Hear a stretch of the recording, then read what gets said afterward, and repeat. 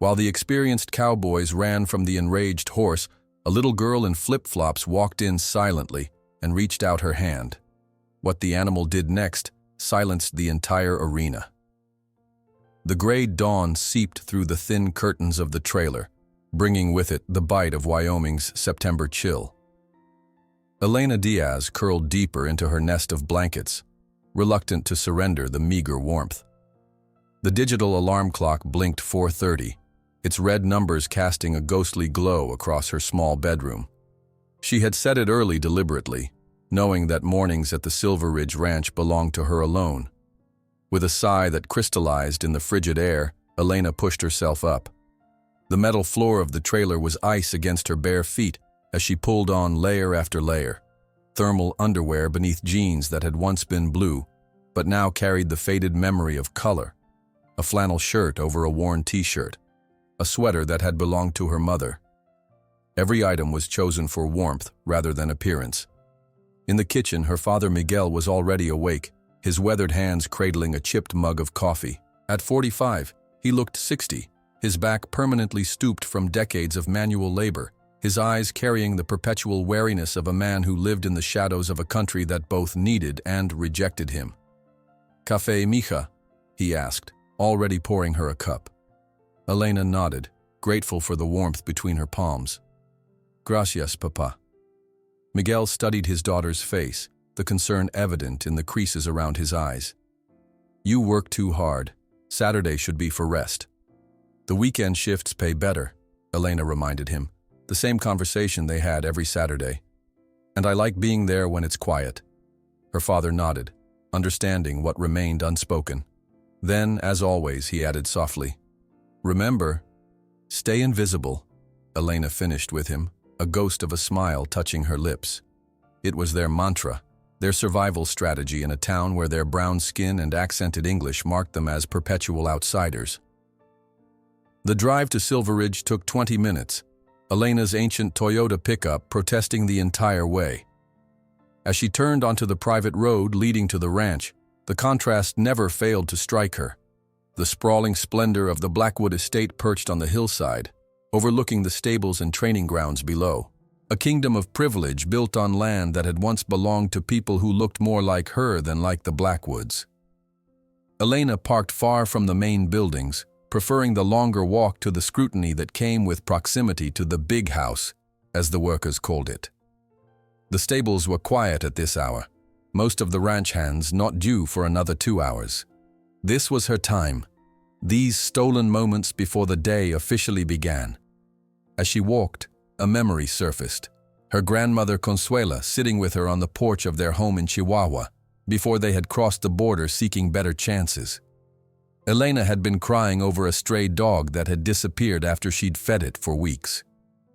"Los animales hablan el lenguaje del alma, mija," Abuela had said, stroking Elena's hair. "Animals speak the language of the soul, and those who have lost much can hear them better." At the time, Elena hadn't understood. Now, at 17, with 8 years of loss etched into her heart and skin, she did. The stables were dim, the morning light barely filtering through the high windows. Elena moved through the familiar space with practiced ease, her presence causing only the softest rustling from the horses. Unlike some of the other handlers who entered with loud voices and heavy footsteps, Elena approached each stall with quiet respect. "Buenos dias," she whispered to each animal as she passed, noting small changes in their demeanor, the slight shifts that told her which needed extra attention today. The dappled mare who'd been favoring her left front hoof, the nervous gelding still adjusting to his new environment. Each animal had its story, its fears, its needs that went beyond hay and water. She was halfway through her routine when the commotion began. It started with voices, men shouting orders, the rumble of a heavy-duty truck backing up to the loading area. Elena continued her work, but her movements slowed as she listened. Through the open doors at the far end of the stable, she could see ranch hands gathering, an unusual tension in their postures. "They're bringing in that wild Mustang today," said a voice behind her. Elena turned to find Pete, one of the older stable hands, leaning on a pitchfork. "What Mustang?" she asked, keeping her voice neutral despite her curiosity. Pete shook his head. Bad business, if you ask me. Some black devil they caught up in the mountains. Been attacking hikers on the north trails. Forest rangers finally tranquilized him after he nearly killed a tourist. Elena frowned. Attacking people? That's not typical Mustang behavior. Nothing typical about this one, they say. Thomas only bought him because he thinks there's money in breeding him. Pure Spanish bloodline or some such nonsense. The truck's engine cut off, and the shouting intensified. Elena set down her broom and moved closer to the entrance, staying in the shadows as she'd learned to do. The scene outside reminded her of a military operation. 6 men surrounded a reinforced horse trailer, armed with tranquilizer guns, catch poles, and heavy ropes. Thomas Blackwood stood at a safe distance, his tailored ranch wear a stark contrast to the working clothes of his employees. Beside him stood his son, James, 25 years old, Yale-educated, with a perpetual expression of entitled disdain. Remember, that animal is worth more than your yearly salaries combined, Thomas was saying, his voice carrying across the yard. I don't want a scratch on him. The men tensed as the trailer door began to open. What emerged was unlike any horse Elena had ever seen. The Mustang was midnight black, his coat absorbing rather than reflecting the morning light. He was muscular but too lean, ribs visible beneath his sleek hide. But it was his eyes that arrested Elena. Wild, intelligent eyes that seemed to contain all the storms of Wyoming within them. The animal reared as he emerged, massive hooves slashing at the air, a sound emanating from him that was more scream than neigh. It took all 6 men, with liberal use of the catch poles, to force the Mustang into the reinforced stall that had been prepared at the far end of the stable. The animal fought every step, not with the panic of fear, but with the calculated resistance of something that understood captivity and refused to accept it. That's a demon, not a horse, muttered one of the handlers, nursing what looked like the beginning of a bruise on his forearm. Magnificent specimen, Thomas commented, approaching only when the Mustang was securely locked in. The last of the true Spanish colonial bloodlines, according to the Forest Service documentation. If we can tame him, he'll be worth a fortune. James stepped forward, adjusting his custom-made cowboy hat, a costume piece that had never seen real work. Don't worry, Father. I've called that trainer from Texas, the one who specializes in breaking the tough cases. He'll have this beast rideable in a month. Thomas nodded approvingly. Good thinking, son. Time is money, and that animal represents a significant investment. Horses are like employees, James added with a smirk that made Elena's stomach tighten. They need to know who's in charge. As father and son walked away, discussing the Mustang's monetary value as if the animal weren't right there, hearing everything, Elena continued her work. But her thoughts remained with the new arrival. Throughout the day, she observed how the other handlers treated the Mustang, tossing hay and water into his stall from a safe distance, always with a tranquilizer gun nearby. They called him Tempest, a name that seemed to amuse them with its melodrama.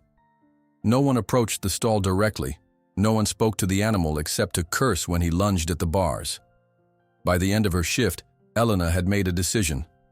The stable was nearly empty, most workers having left for the day. The skeleton crew that remained was focused on the main barn, far from the isolated stall where they kept Tempest. Elena approached slowly, a small apple from her lunch in her hand. The Mustang was at the back of the stall, a black silhouette against the shadowed wall. As she neared, he suddenly charged forward, slamming against the reinforced bars with such force that Elena stumbled backward, heart racing. His eyes blazed with a fury that was almost human in its intensity. Instead of retreating, Elena sat down on a small stool several feet from the stall. She didn't look directly at the Mustang but kept him in her peripheral vision. From her backpack she took out her simple lunch, a sandwich wrapped in wax paper and the apple. She bit into the apple, the crisp sound loud in the quiet stable. Then, acting on an impulse she couldn't fully explain, she cut a small piece with her pocket knife and placed it on the ground, just within reach of the stall. "My name is Elena," she said softly, almost a whisper. The Mustang's ears flicked toward the sound of her voice. And I bet you have a better name than Tempest." The horse watched her from the back of the stall, nostrils flaring, muscles tense beneath his ebony coat. Elena didn't push. She simply sat, eating her meager lunch in companionable silence, occasionally speaking in the same low, gentle tone she might use with a frightened child. "My grandmother used to say, 'Animals remember kindness,'" she told him, not expecting a response. "But I think they remember cruelty better." For 20 minutes, she remained there, existing in the same space as the wild creature without demanding anything. As the sun began to set, casting long shadows through the high windows, Elena finally stood to leave. It was then that she noticed something extraordinary. The Mustang had moved forward, not all the way to the bars, but several steps closer than he'd been. He stood with his head high, still maintaining a safe distance, but the quality of his attention had changed. There was still fear in his posture, still anger in the set of his ears, but something else had emerged in his dark eyes as they tracked her movement. It wasn't just wariness now. As Elena gathered her things and reluctantly prepared to leave, she recognized what had changed in the Mustang's gaze. Curiosity. That spark of curiosity in Tempest's eyes haunted Elena's thoughts during her entire drive home. The Mustang's gaze had shifted ever so slightly, from pure defensive rage to something else. A momentary recognition, perhaps, that not all humans approached with intent to harm. It wasn't trust, not even close, but it was a beginning. That night, Elena sat at their small kitchen table with a worn calendar, calculating how much earlier she could arrive each morning. If she skipped breakfast and left 20 minutes sooner, she could have almost an hour with Tempest before her official shift began. The sacrifice of sleep seemed insignificant compared to what she'd witnessed in those wild eyes. "Mija, you need to sleep," Miguel said, noticing his daughter's calculations.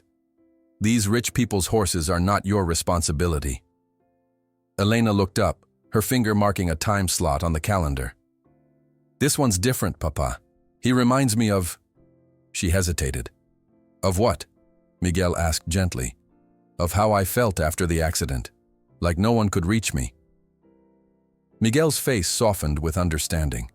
8 years had passed since the crash that took his wife and left Elena with both visible and invisible scars, but some wounds never fully healed. "Just promise me you'll be careful," he said finally. "Wild things can be unpredictable when they're afraid." "I know, Papa. But sometimes the ones everyone calls dangerous are just the most hurt."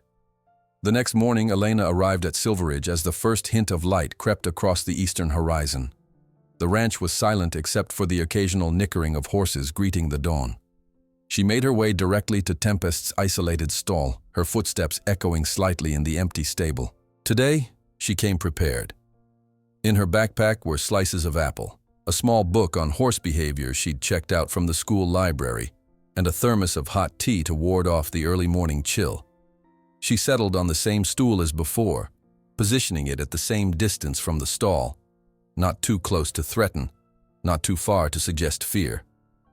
Tempest stood at the back of his enclosure, his dark form barely visible in the shadows, but his eyes caught what little light there was, reflecting it back with wary intensity. "Good morning," Elena said softly, her voice barely above a whisper. "I brought breakfast." She placed a small slice of apple on the ground, just as she had the day before, then settled into reading her book, giving the Mustang space to observe her without pressure. This was the pattern she established, consistent, predictable, asking nothing in return for her presence. Each morning for the next week followed the same ritual. Elena would arrive before dawn, sit at the same distance, speak in the same gentle tones, and leave a small offering of food that Tempest never approached while she was watching. Yet each day, when she returned, the previous day's offering would be gone. "You're making progress," she told the Mustang on the 6th day, noting how he now stood closer to the front of the stall, though still maintaining a cautious distance. "Slowly, but that's okay. We have time." It was during her second week of these morning visits that Elena overheard a conversation that sent a chill through her body despite the warming spring air. "Wade Montgomery's confirmed for the full moon," said a ranch hand to the stable manager as they passed Tempest's stall. "Blackwood wants the breaking done under the perfect moon. Some old cowboy superstition about taming wild spirits." "Think Montgomery can handle this one?" asked the manager, glancing nervously at the stall where Tempest watched them with alert hostility. "This ain't just any Mustang. Wade's broken every horse put in front of him. They say he can make a killer show jumper out of a feral mule, though his methods aren't for the faint of heart."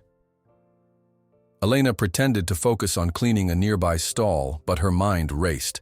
The full moon was in 2 weeks. 2 weeks before this brutal breaking would begin. Her quiet moments with Tempest suddenly felt desperately inadequate against the looming violence. That afternoon, Elena visited the public library after school, bypassing her usual homework spot to search for books on horse psychology and trauma. The librarian raised an eyebrow at her selections but said nothing as Elena checked out Understanding Equine Fear Responses and Gentle Training Methods for Abused Horses. Reading late into the night, Elena discovered what she had instinctively sensed, that horses, like people, carried the memory of trauma in their bodies, that fear could become their default response to human contact, and that conventional breaking methods often only drove that fear deeper, creating compliance through terror rather than trust. A memory surfaced as she read, herself at 9 years old, lying in a hospital bed, refusing to speak to the doctors, nurses, or even her father for days after the accident. How she had retreated into silence, finding safety in becoming invisible, untouchable. The specialists had called it traumatic mutism, a self-protective response to overwhelming loss and pain. No one had forced her to speak. It was a kind nurse who simply sat with her, sometimes reading aloud, sometimes just being present, asking nothing, until Elena had finally whispered a question about her father. The nurse had smiled and answered as if it were the most natural conversation in the world, as if the weeks of silence had never happened. "That's what you need," Elena whispered to Tempest in her mind. "Someone who asks nothing until you're ready to give." The following morning was brutally cold, a late-season storm having blown through overnight. Elena's ancient truck protested the early start, and her fingers were numb despite her gloves by the time she reached the stable. Even inside the building, her breath formed visible clouds in the frigid air. Instead of her usual stool, Elena found herself drawn to sit with her back against the wall beside Tempest's stall, seeking some shelter from the biting draft that cut through the stable. She huddled there, sipping tea from her thermos, teeth chattering slightly despite her layers. Without conscious thought, she began to hum, a gentle lullaby her mother had sung to her as a child, a melody that carried the warmth of Mexico within its simple notes. The sound was soft, almost subconscious, a comfort to herself more than a performance. She was so lost in the memory that she didn't immediately notice the shift in Tempest's position. When she finally looked up, her breath caught in her throat. The Mustang stood at the front of his stall, his massive head lowered to her level, ears pricked forward in undeniable interest. He was listening. Elena continued the melody, hardly daring to move. Her heart pounded so loudly she was certain Tempest could hear it, but she kept her breathing steady, her movements minimal. When the song ended, she began it again, watching as the Mustang's rigid posture gradually softened. Then, in a movement so deliberate it couldn't be mistaken, Tempest extended his neck through the bars of the stall. His nostrils flared, drawing in her scent. Elena remained perfectly still, continuing the gentle melody as the Mustang's muzzle came within inches of her fingers. Time seemed suspended as horse and girl existed in a fragile bubble of trust. Then, with infinite gentleness, Tempest's soft muzzle brushed against Elena's fingertips before he withdrew. The moment shattered at the sound of heavy boots on concrete. Rick Simmons, the ranch foreman, stood at the end of the aisle, his weathered face frozen in disbelief. "Jesus Christ, girl, are you trying to get yourself killed?"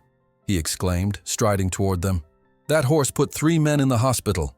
Elena scrambled to her feet, heart racing now with fear rather than wonder. "I'm sorry, Mr. Simmons. I was just..." Just sitting inches away from the most dangerous animal on this property without any protection. Rick finished for her, his voice gruff with concern rather than anger. Do you have any idea what that Mustang could do to you? Elena glanced at Tempest, who had retreated to the back of his stall, once again alert and defensive. He's not dangerous, she said quietly. He's scared. Rick studied her face, then looked at the Mustang. His expression shifted subtly as he registered something. The absence of the wild panic that usually accompanied human proximity, the way the horse watched Elena specifically. You've been coming here early, he said. It wasn't a question. Elena nodded, bracing for dismissal. I just sit with him. I don't try to touch him or enter the stall. I just talk to him. Rick was silent for a long moment, his gaze moving between the girl and the horse. He had worked with horses his entire life, had seen the traditional methods of breaking spirit to create submission, had even employed those methods himself. But he had also witnessed, on rare occasions, something different, a connection that transcended force. And he let you touch him just now? He asked, his voice quieter. He touched me, Elena corrected. His choice. Another silence, heavier with consideration. Then Rick said something that caught Elena completely by surprise. Don't tell anyone what I saw, especially not James. He wouldn't understand. Elena blinked, uncertain if she had heard correctly. You're not going to report me? Or fire me? Rick sighed, running a hand through his graying hair. Look, I don't know what's happening here, but I know horses. And what I just saw... He trailed off, shaking his head slightly. Just be careful, all right? And don't come in alone again. I'll be here early tomorrow. You can continue whatever this is, but with supervision. As Elena gathered her things to begin her official shift, she glanced back at Tempest's stall. The Mustang stood watching her, his posture alert but no longer aggressive. Later that day, when Elena brought fresh hay to distribute, she noticed something that made her pause outside Tempest's stall. For the first time since his arrival, the Mustang's feed bucket was empty, the hay completely consumed rather than scattered or ignored. That evening, back in the trailer, Elena pulled out an old sketchbook from beneath her bed. With careful strokes, she drew Tempest's profile from memory, the proud arch of his neck, the intelligent eye, the powerful body that contained so much fear and potential. Beneath the drawing, she wrote in small, neat letters, "Today he chose to trust, and I realized I might be the first person in his life to deserve it. But I only have 2 weeks until the breaker arrives." Elena's fingers traced the outline of Tempest's profile in her sketchbook as she waited for dawn to break. Sleep had been elusive, her mind filled with calculations about the dwindling time before the breaker's arrival. 14 days, 336 hours, each one precious. The next morning she arrived at the stable with a small addition to her routine, her mother's old iPod, a relic from another life, loaded with a carefully selected playlist. As promised, Rick was already there, leaning against a post, his expression unreadable in the dim light. "Morning," he said simply, nodding toward Tempest's stall. "He's been restless since about 4. Pacing." Elena nodded her thanks for the information. "May I still sit with him? That's why I'm here, isn't it?" Rick stepped back, giving her space while maintaining his supervisory position. Elena approached the stall with her usual calm, settling on her stool.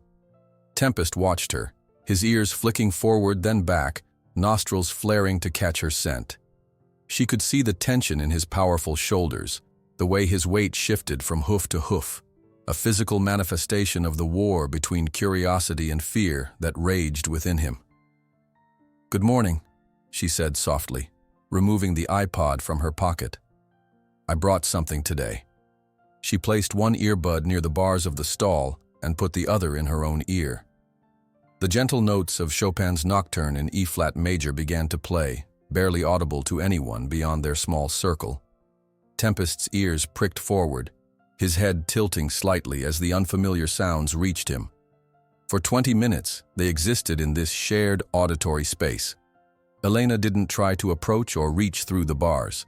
She simply sat, sometimes humming along with the melody, sometimes silent, allowing the music to create a bridge between them. Rick watched from a distance, his skepticism gradually giving way to reluctant fascination. When Elena's shift officially began, he approached her as she gathered her things.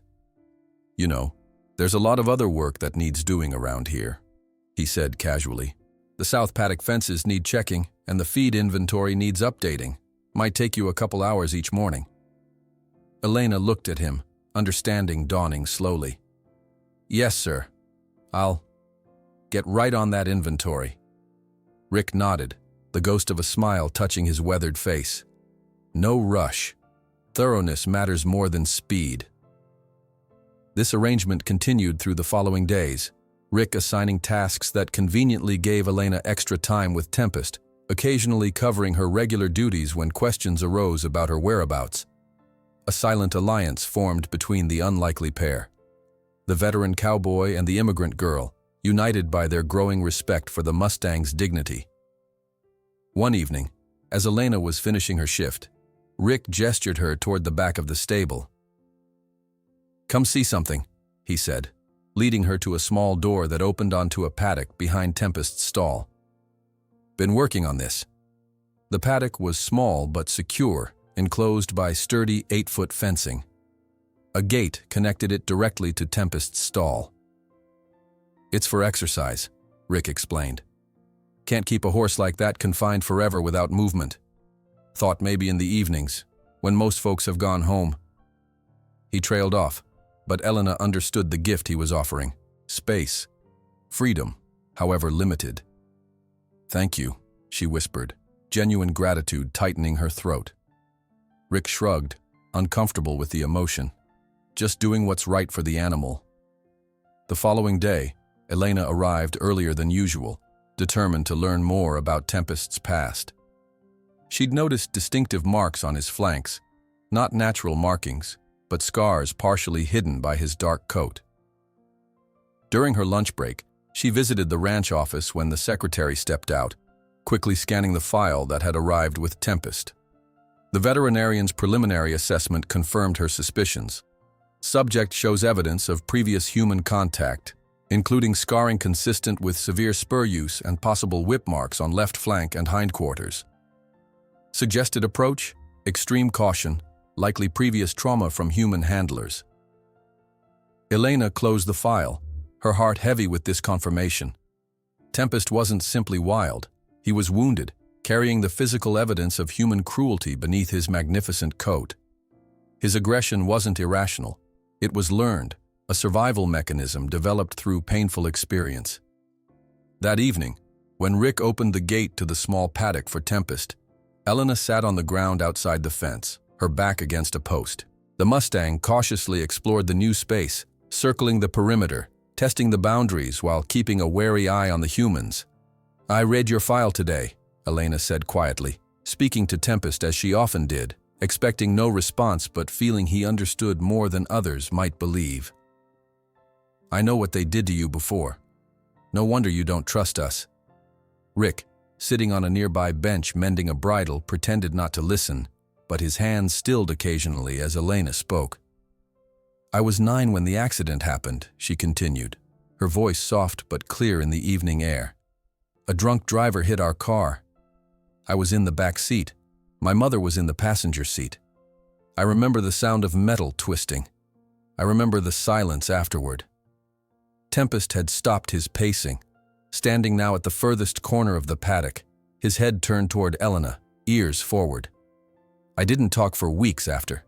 The doctors called it trauma. My father called it grief.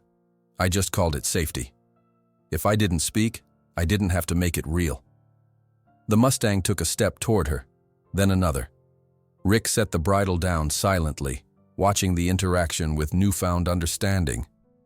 "Sometimes the only way to survive is to shut everything out," Elena said. "But it's a lonely way to live." Days passed in this new routine. Each morning, Elena would arrive with her iPod and a book, often reading aloud from The Man Who Listens to Horses or similar titles, while Tempest gradually decreased the distance he maintained between them. In the evenings, Rick would open the paddock gate, allowing the Mustang space to move while Elena sat outside, sometimes reading, sometimes simply talking about her day. It was during one of these evening sessions that Rick found Elena sitting cross-legged on the ground, reading aloud while Tempest lay in the straw near the fence, not touching it, but closer than he'd ever been, his body relaxed in a way Rick had never witnessed. "Never seen anything like this," Rick said, his voice quiet with wonder. "Born into a family of cowboys, 3 generations. Always learned horses needed breaking, needed to know who's boss." Elena marked her place in the book with her finger. "Maybe there's another way." Rick studied the peaceful scene, memories surfacing of his own father's methods, the harsh bits, the spurs, the domination disguised as tradition. "Maybe," he acknowledged, "though some would call this witchcraft." "Or just patience," Elena suggested with a small smile. The next milestone came when Rick allowed Elena to enter the paddock while Tempest was there. She moved slowly, deliberately, settling against the wall furthest from the Mustang, continuing to read as if nothing had changed. Tempest immediately retreated to the opposite corner, muscles tense, eyes wide. "It's okay," Elena said, not looking directly at him. "Nothing's changed. Same me, same you." For nearly an hour, Tempest remained vigilant, circling nervously, never turning his back to her. Elena maintained her position, her voice steady as she continued reading, allowing him to process this new development at his own pace. Each day thereafter followed the same pattern, with one crucial difference: the distance between them gradually decreased. Tempest's circles became smaller, his curiosity visibly battling with caution. Elena never pursued, never reached out, allowing him to set the pace of their evolving relationship. Meanwhile, whispers of Wade Montgomery's impending arrival circulated through the ranch. Elena overheard James talking to another worker as they passed the stables. 2 weeks, and that beast will learn who's boss around here," he said confidently. "Montgomery's methods aren't pretty, but they're effective. Every horse breaks eventually." Elena felt a knot form in her stomach. The countdown that had begun in her mind now seemed to accelerate, each passing day bringing Tempest closer to a violent confrontation she desperately wanted to prevent. On a particularly warm afternoon, Elena sat in the center of the paddock, pretending to read while actually watching Tempest from her peripheral vision. The Mustang had been circling her for 20 minutes, each rotation bringing him slightly closer.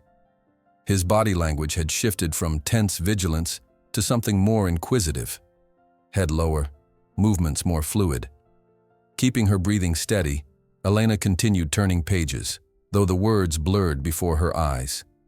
She was acutely aware of Tempest's proximity as he completed another circle, now close enough that she could hear his breathing, feel the displacement of air when he moved.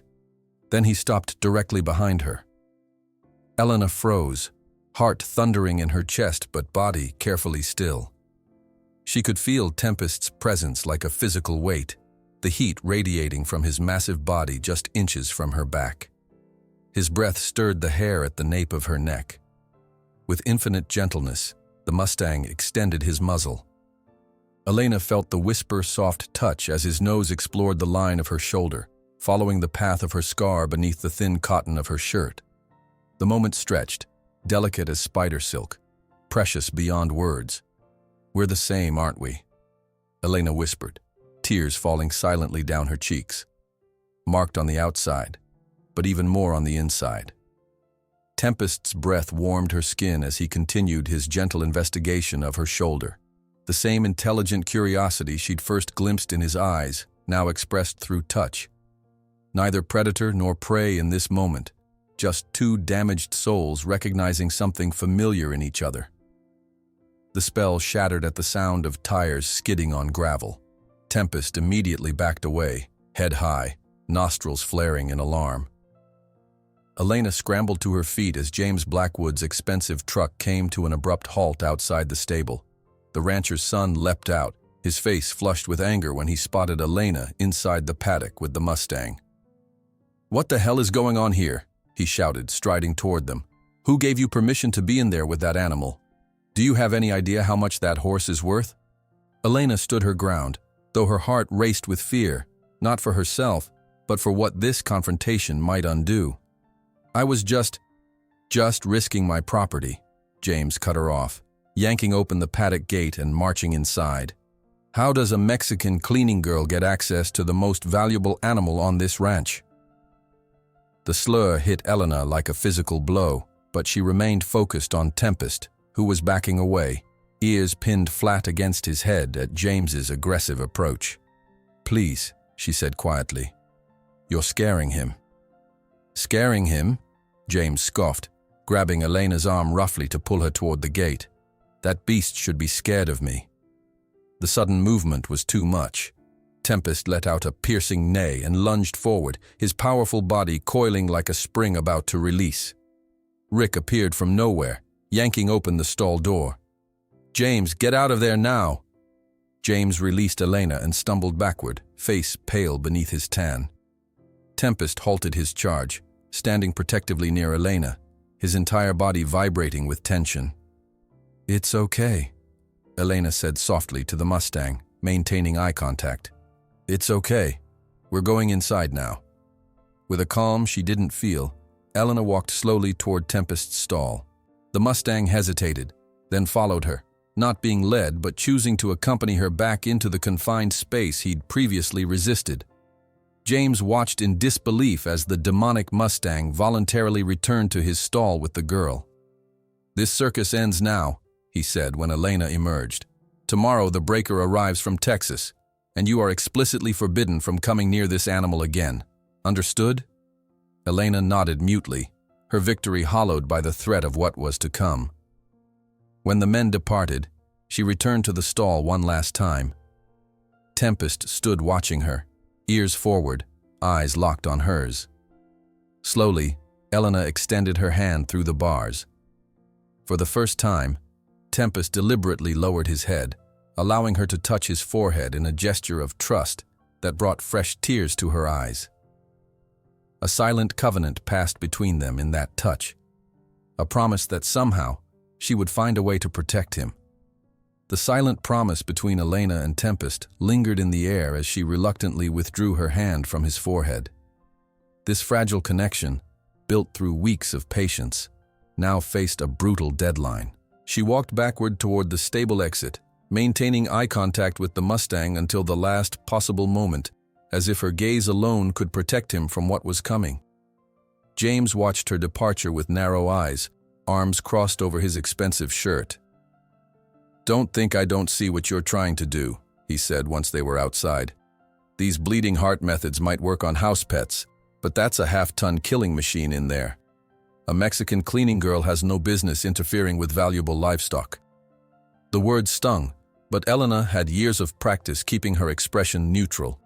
She nodded respectfully, eyes downcast, embodying the invisibility her father had taught her was safest. Inside, however, determination hardened like concrete. "You can go now," James dismissed her with a flick of his wrist. "And remember, stay away from that horse." Elena walked to her truck, aware of Rick watching from the feed room doorway, his weathered face troubled. Once inside her vehicle, she allowed herself one moment of despair, pressing her forehead against the steering wheel as tears threatened. She had gained Tempest's trust, only to face the arrival of a man hired specifically to break it. That night, Elena barely slept.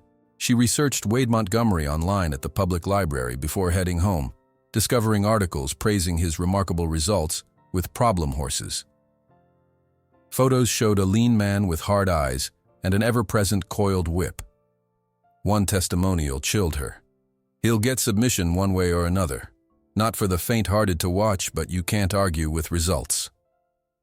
Dawn found Elena red-eyed, but resolved. She arrived at Silver Ridge earlier than ever, parking her truck behind the equipment shed where it wouldn't be immediately noticed. The ranch was still cloaked in pre-dawn stillness, dew glistening on the fence rails as she made her way to the stables. Through the window she could see Tempest pacing his stall, agitated even before the day began. When he spotted her, He immediately moved to the front of the stall, ears forward, a soft nickering sound escaping him, a greeting Elena had never heard before.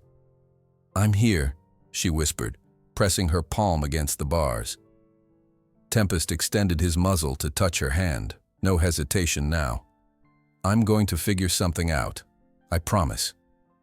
The sound of an approaching vehicle sent Elena scurrying to the tack room, where she busied herself organizing bridles as a massive black pickup truck pulled into the yard.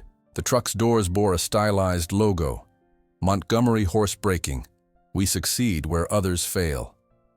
Wade Montgomery stepped out, his boots making sharp sounds against the gravel. He was taller than Elena had expected, with a frame as lean and hard as jerky, his weathered face suggesting years under harsh sun. Behind him, two assistants unloaded equipment. Various whips, spurs that gleamed wickedly in the morning light, and devices Elena didn't recognize but instinctively feared. Thomas and James Blackwood emerged from the main house to greet him, shaking hands with the enthusiasm of men anticipating profit. Elena slipped from the tack room to the feed storage area, where she could hear their conversation through the open window. "That's the beast," Thomas was saying, gesturing toward the stable. "3 handlers injured already. Forest Service claimed he attacked hikers, though that might be exaggerated." Montgomery nodded, adjusting his custom-made leather gloves. "They all break eventually. Some just need more convincing than others." "How long do you think it'll take?" James asked, eager as a child with a new toy. "A week, maybe 2. Depends how deep the wildness runs." Montgomery's voice carried the flat certainty of a man accustomed to bending living creatures to his will. "First few days are always the worst. You might want to clear out anyone with a weak stomach." The men moved toward the stable, and Elena quickly found tasks to appear occupied. She felt Montgomery's gaze sweep over her as the group passed, dismissing her as irrelevant after one assessing glance. "Heard you had a little trouble with one of your staff getting too close to the Mustang," Montgomery said to James as they approached Tempest's stall. The Mustang immediately retreated to the back, head high, nostrils flared in alarm. "Just a cleaning girl who doesn't understand valuable livestock," James replied. "Won't happen again." Montgomery snorted. "Seen it before. Women especially get these romantic notions about wild horses. Think they can love them into submission." He approached the stall, studying Tempest with clinical detachment. "Ouvi que você andou brincando de encantadora de cavalos com meu novo projeto," he added, looking directly at Elena with a mocking Spanish accent. Elena froze, brush in hand, startled by the deliberate use of broken Portuguese rather than Spanish, a common tactic to belittle Latino workers while maintaining plausible deniability. "I don't know what you mean, sir," she responded quietly, focusing on her sweeping. "Sure you don't," Montgomery smirked. "Listen, girl, horses don't need love. They need a leader who shows them who's boss. It's the law of nature." Elena kept her eyes down, but her grip on the broom tightened until her knuckles whitened. She continued her work in silence as the men discussed their plans, feeling Tempest's frightened gaze following her movements. Throughout the day, the ranch transformed for the breaking spectacle. Temporary bleachers were erected around the largest round pen, and invitations went out to local ranchers and potential buyers. Elena worked mechanically, her mind racing to formulate a plan, any plan, to save Tempest from what was coming. Late in the afternoon, she passed by Tempest's stall and stopped cold. The Mustang had been fitted with a severe muzzle and multiple restraining ropes. His eyes, once fierce and proud, now showed naked terror as he struggled against the unfamiliar constraints. "No," she whispered, her heart breaking at the sight. The Mustang recognized her voice immediately, his frantic movements pausing as he focused on her. Elena glanced around, confirming she was alone, then approached the stall. "I'm going to get you out of here," she promised, though she had no idea how. "I don't know how, but I will." That night, after dinner with her father, Elena waited until Miguel fell asleep before slipping out of the trailer. She left a note explaining her actions, knowing her father would worry when he found her gone. The drive to Silver Ridge was tense, her mind cycling through half-formed plans, none of them viable. Breaking a valuable horse out of a heavily invested ranch was not just risky, it was potentially criminal. The ranch was mostly dark when she arrived, parking far down the road and walking the remaining distance. Only security lights illuminated the grounds, and the night watchman's station showed the glow of a small television. Bill, the elderly security guard, was notorious for dozing through his shifts, a fact Elena counted on as she slipped past his booth. The stable was quiet, except for occasional soft sounds from the horses. Elena moved silently to Tempest's stall, heart pounding so loudly she feared it might wake the entire ranch. The Mustang was awake, standing alertly in the corner, his dark coat making him nearly invisible except for the gleam of his watchful eyes. "It's me," Elena whispered, approaching the door. Her hands trembled as she worked the latch. "I'm going to get you out. I figured you might try something like this." Elena spun around, adrenaline flooding her system. Rick stood in the shadows, arms crossed, expression unreadable in the dim light. "Rick," she gasped, fighting to keep her voice down. He's going to suffer. You saw those spurs, the equipment Montgomery brought." Rick stepped forward, moonlight from the high windows illuminating his troubled face. "I know. I've seen Wade work before. It's not pretty." "Then help me," Elena pleaded. "We can release him in the national forest. He knows those mountains. He could survive. And how long before they catch him again? Or shoot him as a dangerous animal?" Rick sighed heavily. "I grew up believing this was the only way, that horses needed to be broken by force. My father broke horses this way. My grandfather, too. It's tradition." "Some traditions need to change," Elena replied softly, finding courage in desperation. "Look at him, Rick. Really look." The foreman turned toward the stall where Tempest stood watching them, his attention fixed entirely on Elena, ears forward, body tense but not with fear, with anticipation. "What would you do if you got him out?" Rick asked practically. "Where would you go? Your father would lose his job. You'd lose any chance at college. You might even face charges." Elena hadn't thought beyond freeing Tempest. Her impulsive plan ended with the Mustang galloping toward freedom, not with the aftermath for herself or her father. The silence stretched between them, broken only by Tempest's soft snort. Finally, Rick spoke again, his voice different, resolute. "I have a better idea. But it will take courage. From both of us." The next morning dawned clear and crisp, perfect weather for the spectacle planned at Silver Ridge. The improvised bleachers filled early with ranchers, potential buyers, and local elite eager to witness the breaking of the infamous Black Mustang. Thomas and James Blackwood circulated among their guests, offering champagne and exaggerated stories about the demonic horse that would be tamed that day. Wade Montgomery displayed his equipment like a surgeon showing instruments, explaining the function of each spur, each whip with methodical precision. The crowd murmured appreciatively, steeped in the tradition that valued dominance over partnership. Tempest was led to the round pen by 3 handlers using long ropes. The Mustang moved with reluctant steps, head high, eyes rolling at the unfamiliar crowd. Without the restraints from the previous day, his power and beauty were fully evident, drawing admiring comments about his perfect conformation and impressive bloodline. Thomas Blackwood delivered a practiced speech about the tradition of breaking, the value of a well-trained horse, and how Silver Ridge continued the legacy of the true American West. Wade entered the round pen to enthusiastic applause, whip in one hand, rope in the other, his posture radiating absolute confidence. Then the stable doors opened again. Rick and Elena walked toward the edge of the round pen, their unexpected appearance causing a ripple of confusion through the audience. "What is that girl doing here?" James demanded loudly, face flushing with anger. "I explicitly forbade her from—" "Ladies and gentlemen," Rick's voice boomed, cutting through the murmurs. "Before we begin the traditional breaking method, I'd like to offer an alternative. This young woman has demonstrated a different approach with this animal. I propose giving her 15 minutes in the pen. No equipment, no force." Wade laughed derisively. "This is ridiculous. That girl will die if she goes in there. This horse is a killer. 15 minutes, Rick insisted. No interference. If it doesn't work, Wade takes over. Thomas Blackwood, always attentive to entertaining his guests, considered the proposal. The idea of a confrontation between an immigrant girl and a wild Mustang had a dramatic appeal that would please his audience. 15 minutes, he agreed finally. But she signs a liability waiver. I don't want lawsuits when that animal hurts her. Elena stepped forward, drawing a deep breath.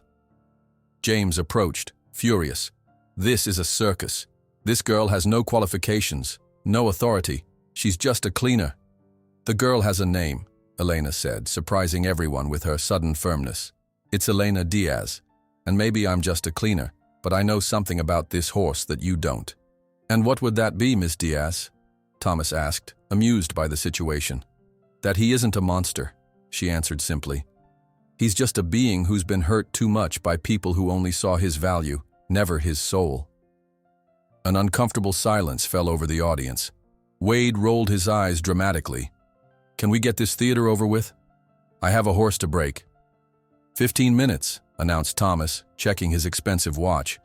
The show begins now. Elena stepped into the round pen, acutely aware of every eye upon her.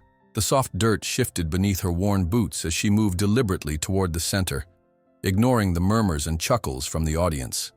Tempest stood at the farthest edge, his powerful body tense, ears pinned back, nostrils flared as he assessed this new situation filled with unfamiliar scents and sounds. Wade Montgomery leaned against the fence, twirling his whip with theatrical disdain. Clock's ticking, sweetheart. 15 minutes isn't long to write your obituary. Elena didn't acknowledge him.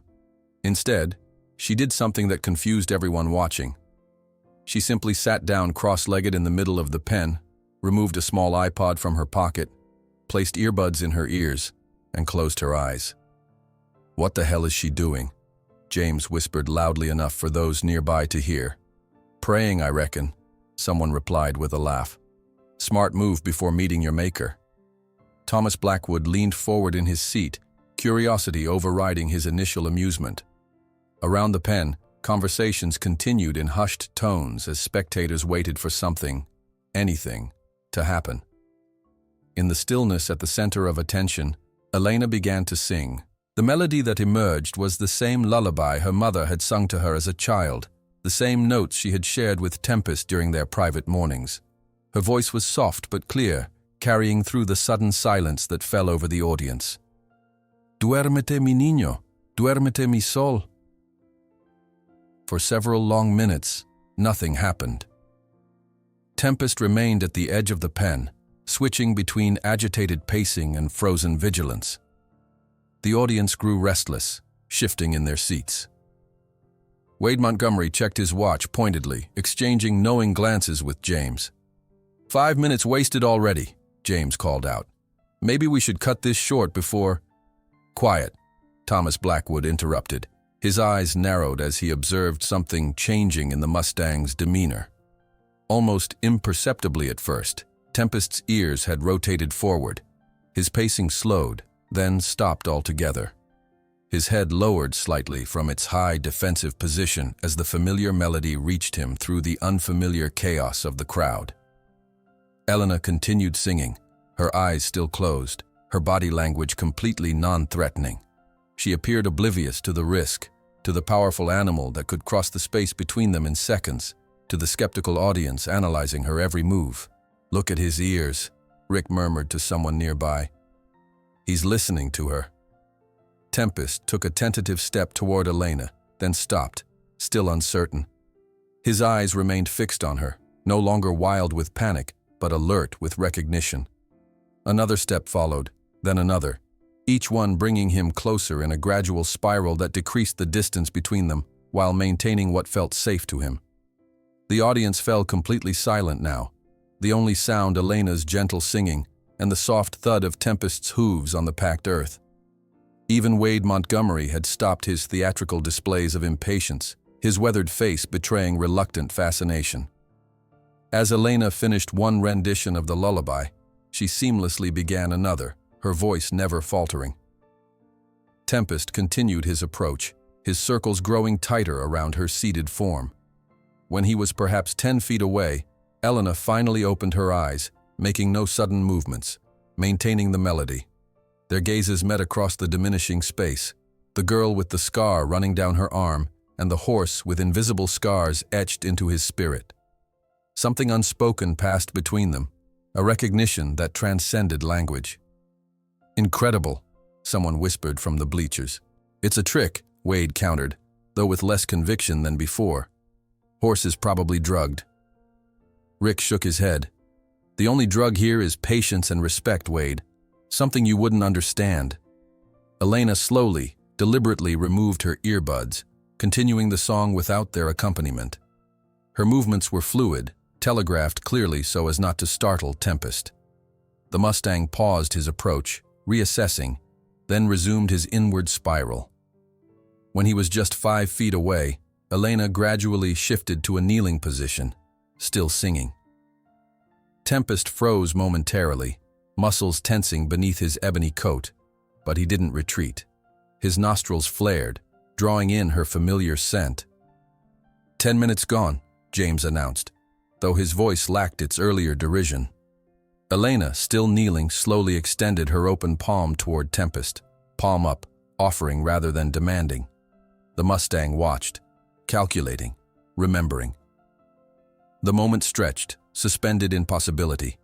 Then, with delicacy that seemed impossible for an animal of such power, Tempest stepped forward and lowered his head until his muzzle touched Elena's outstretched hand.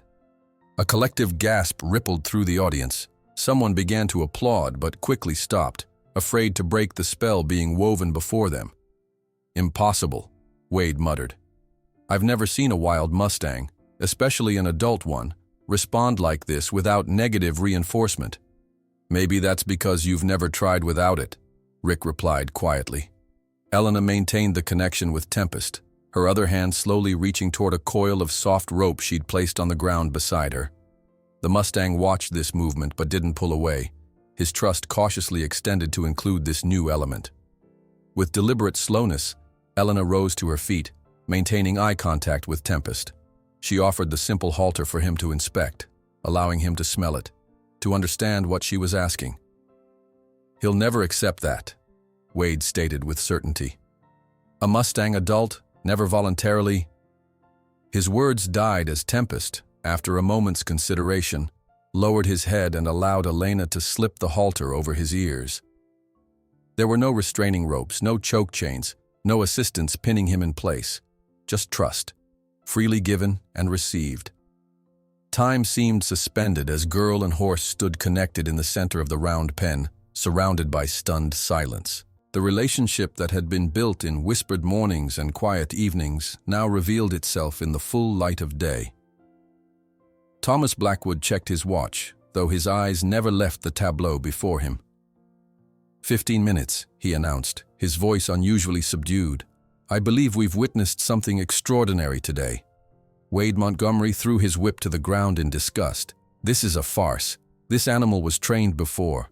Someone sabotaged my work." James appeared equally disturbed, his worldview visibly shaken by what he'd witnessed.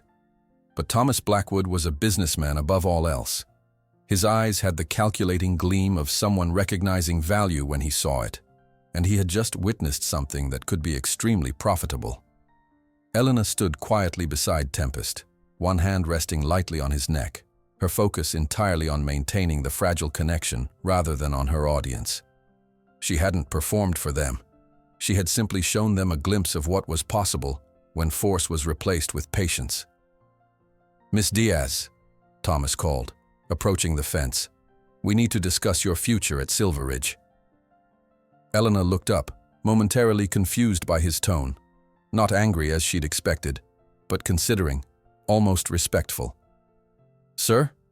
she responded cautiously, maintaining her contact with Tempest, who tensed slightly at Thomas's approach. "What we've seen today," Thomas gestured broadly, including the still stunned audience, "has considerable potential, considerable value." Wade Montgomery stepped forward, his face flushed with anger. "This proves nothing. Give me 3 days with that animal, and I'll have him performing properly, Not just standing there like a trained dog. This isn't horsemanship. It's a circus act. Thomas raised a hand, silencing Wade without looking at him. Miss Diaz, please bring the Mustang back to his stall. We'll continue this conversation in my office in 30 minutes. As Elena gently guided Tempest toward the exit gate, she caught Rick's eye. The weathered foreman gave her the barest nod, part acknowledgement, part warning. Whatever came next would change everything, for better or worse. Leading Tempest back to his stall, Elena whispered to him in Spanish, words of reassurance and pride. The Mustang walked beside her calmly, his previous panic replaced by wary acceptance. In the privacy of the stable, away from the dispersing crowd, Elena rested her forehead against Tempest's neck. "We did it," she murmured. "You were so brave." Tempest's response was a soft exhale, his breath warm against her arm. In that moment, Elena realized what had truly happened in the round pen wasn't about breaking or training or even taming. It was about choice. Tempest had chosen to trust her, chosen to approach, chosen to accept the halter. Each step had been his decision, not hers to force. As she prepared to meet with Thomas Blackwood, Elena knew that whatever he proposed, whether termination or opportunity, the true victory had already been won in those 15 minutes of connection witnessed by everyone at Silver Ridge. The Mustang they called untamable had shown himself capable of trust, and in doing so, had perhaps changed more than just his own fate. Rick appeared at the stable entrance, his expression grave. "Elena, before you go up there, you should know that Thomas Blackwood doesn't do anything that doesn't benefit Thomas Blackwood. Whatever he offers you, remember that." Elena nodded, stroking Tempest's neck one last time before closing his stall door. "I know. But today wasn't about him. It was about showing a different way." "You did that all right," Rick agreed, gazing at the now calm Mustang. "I've spent 40 years working with horses the traditional way. Never once did I question if there might be another path. Until now." As Elena walked toward the main house for her meeting, the weight of what had happened began to sink in. In 15 minutes, she had challenged generations of accepted practice, had demonstrated an alternative to dominance and submission. Whether Thomas Blackwood saw dollar signs or genuine value in her approach didn't change what everyone had witnessed. That perhaps what they had always called breaking a horse's spirit might not be the only way, or even the best way, to forge a partnership with these magnificent animals. Behind her, she could feel Tempest watching through the stall bars, his gaze following her until she disappeared from view. Their journey together had only just begun. Elena followed Rick through the manicured grounds toward the main house, her heart still racing from the confrontation in the round pen. She'd never been inside the Blackwood mansion before, had only glimpsed it from a distance, its white columns and expansive windows representing a world entirely separate from hers. "Remember," Rick said quietly as they approached the imposing front entrance, "whatever happens in there, you showed them something they can't unsee." The interior of the house was exactly as Elena had imagined. Polished hardwood floors, Western artwork in ornate frames, trophies and photographs documenting generations of Blackwood's success. Thomas's office, situated at the back with panoramic views of the ranch, felt more like a museum of wealth than a working space. Thomas gestured for Elena to sit in a leather chair across from his massive desk. James stood by the window, arms crossed, his expression unreadable. "Miss Diaz," Thomas began, leaning back in his chair, "what we witnessed today was unexpected."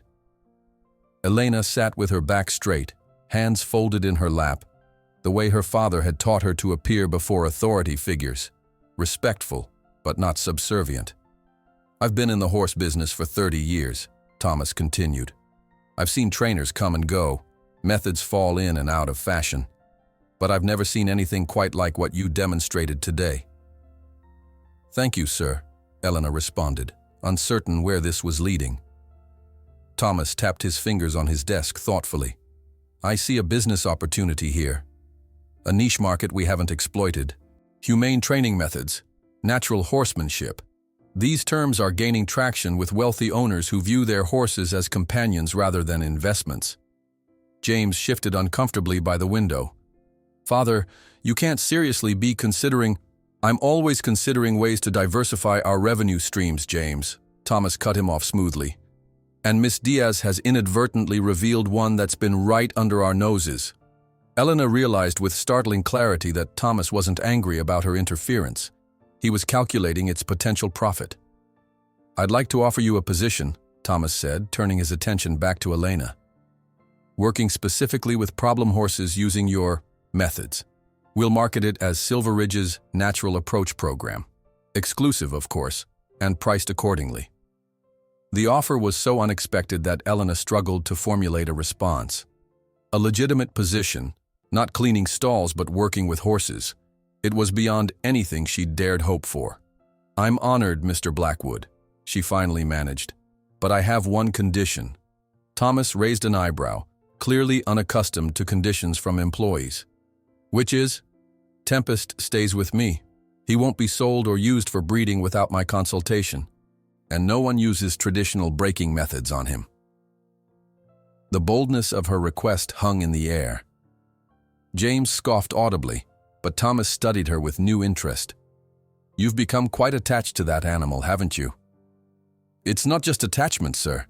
Tempest is special, intelligent, sensitive. He could be the cornerstone of your new program, demonstrating what's possible with these methods. Thomas considered this, fingers steepled beneath his chin. Very well. The Mustang remains under your supervision as part of our new— what shall we call it? Equine Recovery Center at Silver Ridge. Has a nice ring to it, doesn't it? As Elena left the mansion, her head spinning with the sudden change in her fortunes, she caught sight of James watching her from an upstairs window, his expression dark with resentment. Over the next few weeks, the ranch underwent a transformation. A section of the property was redesigned according to Elena's specifications, a round training pen built specifically for natural horsemanship, several paddocks with clear sight lines so horses could see each other, and a small stable block designated solely for the recovery program. Elena moved through this new world with a mixture of disbelief and determination. Her days now had structure and purpose beyond mere survival. She woke before dawn to spend time with Tempest, developed training plans for new arrivals, and consulted with Rick on the logistics of running the program. Not everyone welcomed these changes. Elena overheard ranch hands muttering as she passed, caught glimpses of eye-rolling and dismissive gestures. Here comes the horse whisperer, one veteran cowboy remarked loudly as she entered the feed room. Let's see how long this hippie nonsense lasts when a real wild one comes in. Most painful was Wade Montgomery's campaign to undermine her. Though he'd left Silver Ridge after the demonstration, his influence lingered.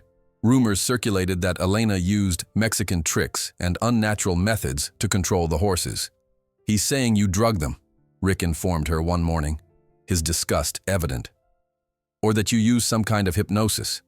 Anything to explain what happened without admitting his methods might be outdated. Elena continued her work despite the whispers, focusing on Tempest and the two new horses that had arrived, a thoroughbred with severe anxiety and a quarter horse that had developed dangerous rearing habits. With each animal, she employed the same fundamentals: patience, consistency, and respect for their individual personalities and traumas. One unexpected ally emerged during this difficult transition. Dr. Sarah Campbell, the ranch veterinarian, had been observing Elena's work from a distance. A tall woman in her 40s, with prematurely gray hair and direct blue eyes, she approached Elena one evening as she was finishing a session with the anxious thoroughbred. "I've been watching you," Sarah said without preamble. "The way you read their body language, the way you adjust your energy to match theirs, it's extraordinary." Elena, unused to praise, especially from professionals, felt her cheeks warm. "Thank you, Dr. Campbell." "Sarah, please." The veterinarian leaned against the fence, watching the thoroughbred circle the pen with noticeably calmer movements than when he'd arrived. "I've been waiting for someone like you at this place for years." This unexpected alliance proved invaluable. Sarah began sharing research articles on equine psychology and neurological responses to trauma. Together, they developed protocols based on scientific understanding rather than tradition, creating a bridge between Elena's intuitive approach and established veterinary practice. Horses process fear differently than humans, Sarah explained one day as they observed Tempest from outside his paddock. Their amygdala, the fear center of the brain, is proportionally larger. When traditional breaking methods use pain and fear, they're essentially creating a trauma response that never fully resolves. Elena nodded, watching how Tempest's ears tracked their conversation while he grazed. That explains why he responds so strongly to raised voices or sudden movements. His body remembers previous threats. Their collaboration deepened Elena's understanding and refined her approach. She began keeping detailed journals on each horse's progress, developing a systematic methodology that could be explained to others rather than just demonstrated. Meanwhile, Tempest continued to flourish. His coat developed a healthy sheen. His eyes lost the wild panic that had characterized his arrival.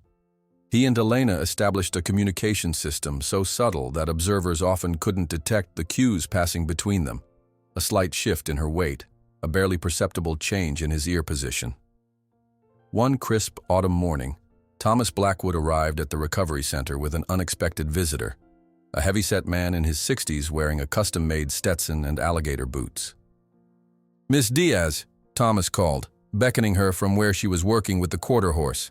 "I'd like you to meet Harrison McAllister from Kentucky, one of the most respected breeders in the country." Elena approached cautiously, removing her gloves to shake the man's outstretched hand. "So you're the miracle worker," McAllister said, his drawl thick as molasses. "Thomas sent me that video of your demonstration with the Black Devil. Most extraordinary thing I've seen in 40 years breeding horses." "Thank you, sir," Elena replied, noting how the man's gaze kept drifting to where Tempest stood watching them from his paddock. "Harrison has expressed interest in our Mustang," Thomas said, his tone deliberately casual. "He's offered $500,000 after seeing the video of your demonstration." The words hit Elena like a physical blow. Despite Thomas's promise, Tempest was still ultimately property, an asset to be sold to the highest bidder. "Perhaps a demonstration of your methods?" McAllister suggested, already moving toward Tempest's paddock. "I'd like to see if he responds to anyone besides you." Before Elena could object, McAllister had entered the paddock with the presumptuous confidence of a man accustomed to animals bending to his will. "Every horse has its price," he remarked, approaching Tempest directly, "just like every trainer." Tempest's reaction was immediate. The Mustang backed away, head high, nostrils flared in alarm. When McAllister continued advancing, Tempest issued a warning snort, pawing the ground aggressively. "I wouldn't," Elena began, but McAllister waved her off. "Been handling stallions since before you were born, little lady." His next step forward was met with a decisive lunge from Tempest, stopping just short of actual contact, but making his boundaries clear. McAllister retreated hastily, dignity somewhat bruised. "Seems your Mustang only performs for you," he observed dryly. "He doesn't perform, Mr. McAllister," Elena corrected quietly. "He chooses who to trust based on how they approach him." Back at the main paddock, Elena confronted Thomas directly. "You promised Mr. Blackwood. You said Tempest wouldn't be for sale." Thomas shrugged, unperturbed by her distress. "Promises are important, Miss Diaz, but business is business. $500,000 is a substantial offer for one horse." Elena fought to keep her voice steady. "Tempest is the foundation of this program. Without him, there is no natural approach to market." The standoff might have continued, but Rick intervened, approaching with purposeful strides. "Mr. Blackwood," he said, tipping his hat respectfully, "if I might make an observation, if we're aiming to be known for our humane methods, selling the symbol of the program would send a contradictory message, wouldn't it? Especially to potential clients who value ethics over economics." Thomas stared at his foreman, clearly surprised by this unexpected challenge. After a long moment, he sighed. "You may have a point, Rick." He turned to McAllister with a practiced smile. "I'm afraid Tempest isn't available after all. However, we have several other exceptional specimens I'd be happy to show you." That evening, as the sun set over the mountains, casting long shadows across the recovery center, Elena worked with Tempest in the round pen. Their communication had evolved beyond need for halter or lead rope. He moved with her, stopped when she stopped, turned when she turned, all from the subtlest signals. From the edge of the property, Thomas Blackwood watched this dance of mutual respect. Rick stood beside him, both men silent as they observed the fluid partnership between woman and horse. "Never thought I'd say this," Thomas finally remarked, "but that girl just made me turn down $500,000. He shook his head in wonderment. "And the strangest thing is, I'm not entirely sure if I did it for business reasons or because, for the first time in 40 years breeding horses, I saw something that money genuinely can't buy." Thomas Blackwood's words lingered in the crisp Wyoming air as he turned away from the round pen, leaving Rick to watch Elena and Tempest complete their evening routine. The sun had nearly disappeared behind the Laramie Range, painting the sky in deep purples and oranges that reflected off the new sign at the entrance to the training area. Silver Ridge Equine Recovery Center. 6 months had transformed both the ranch and its newest employee. Where once there had been only traditional breaking pens and equipment designed for submission, now stood a carefully designed rehabilitation facility. Multiple round pens of different sizes accommodated horses at various stages of recovery. A sensory trail with different ground textures helped rebuild confidence in traumatized animals. The old storage shed had been converted into an office where Elena meticulously documented each horse's progress. Early morning found Elena reviewing these notes, her coffee growing cold beside her as she compared the anxiety patterns of a new arrival, a thoroughbred mare rescued from an illegal racing operation. The trailer was empty when Elena returned home after midnight, her father having already left for his early shift at a neighboring ranch. Her small desk was covered with textbooks, equine behavior, trauma psychology, neurological responses in prey animals, their margins filled with her neat handwriting. Her laptop displayed the online portal for her distance learning courses at Wyoming State University, where her scholarship covered tuition but not living expenses. Elena stretched, feeling the familiar ache in her shoulders from yesterday's work with a particularly resistant quarter horse. Her salary at Silver Ridge now provided stability she'd never known, yet she maintained their modest lifestyle, prioritizing education over comfort. "One day, Papa," she whispered to the empty trailer. "First the degree, then a real home." The ranch was already buzzing with activity when Elena arrived. Word had spread about Silver Ridge's revolutionary program, attracting owners desperate for alternatives to traditional methods. Horses that once would have been destroyed for dangerous behavior now arrived weekly, their traumas varying from racing injuries to abusive owners to accidents that had left them psychologically scarred. "Morning, horse whisperer," called Hank, an older ranch hand who had initially scoffed at Elena's methods but gradually become a supporter after witnessing several remarkable transformations. "Got another basket case arriving today. Owner says it's killed a man." Elena's stomach tightened. "What do we know about him?" "Arabian, 5 years old. Attacked his groom at Churchill Downs. Sarah's reviewing the medical records now." At the mention of medical records, Elena felt a flicker of unease. Each new arrival came with detailed documentation, previous injuries, behavioral incidents, treatment attempts. These records were crucial to understanding the source of each animal's trauma. In the office, Sarah Campbell frowned at her computer screen. "Something's not right with these files. Pages are missing." Elena leaned over her shoulder. "Which parts?" "The incident report about the fatality. It references previous aggressive episodes, but those pages aren't here." Sarah looked up, her expression troubled. "I've requested the complete file from the previous vet, but it'll take time." "When does the horse arrive?" "This afternoon. James is handling the transfer personally." The mention of James Blackwood intensified Elena's concern. Despite the program's growing success, Thomas's son remained openly hostile, constantly looking for ways to undermine her position. He'd been noticeably absent from the ranch lately, traveling to other facilities, but his resentment remained palpable whenever their paths crossed. Elena spent the morning working with Tempest, now the centerpiece of the recovery program. The Mustang's transformation continued to astonish visitors. His coat gleamed with health. His movements displayed power tempered with awareness. Most remarkable was the communication system they'd developed, based on subtle body language that allowed them to work without halters or restraints. The key is consistency, Elena explained to a group of veterinary students observing from outside the round pen. Horses seek safety and predictability. When they've experienced trauma, that need becomes even more pronounced. She demonstrated by turning her body slightly, signaling Tempest to change direction. The Mustang responded instantly, adjusting his path without hesitation. "There's no dominance here," she continued, "only partnership. The goal isn't submission, but voluntary cooperation." From the corner of her eye, Elena caught sight of James's truck pulling into the yard, towing an elaborate horse trailer with Kentucky plates. Her session with the students would have to end early. The Arabian's arrival created immediate tension. Even before the trailer door opened, they could hear him kicking violently against the walls, his shrill neighs carrying the unmistakable tone of panic. "Christ," muttered one of the handlers. "What have they sent us?" The horse that emerged was magnificent, copper coat gleaming despite the sweat darkening his neck and flanks, his refined head and arched neck displaying his expensive breeding.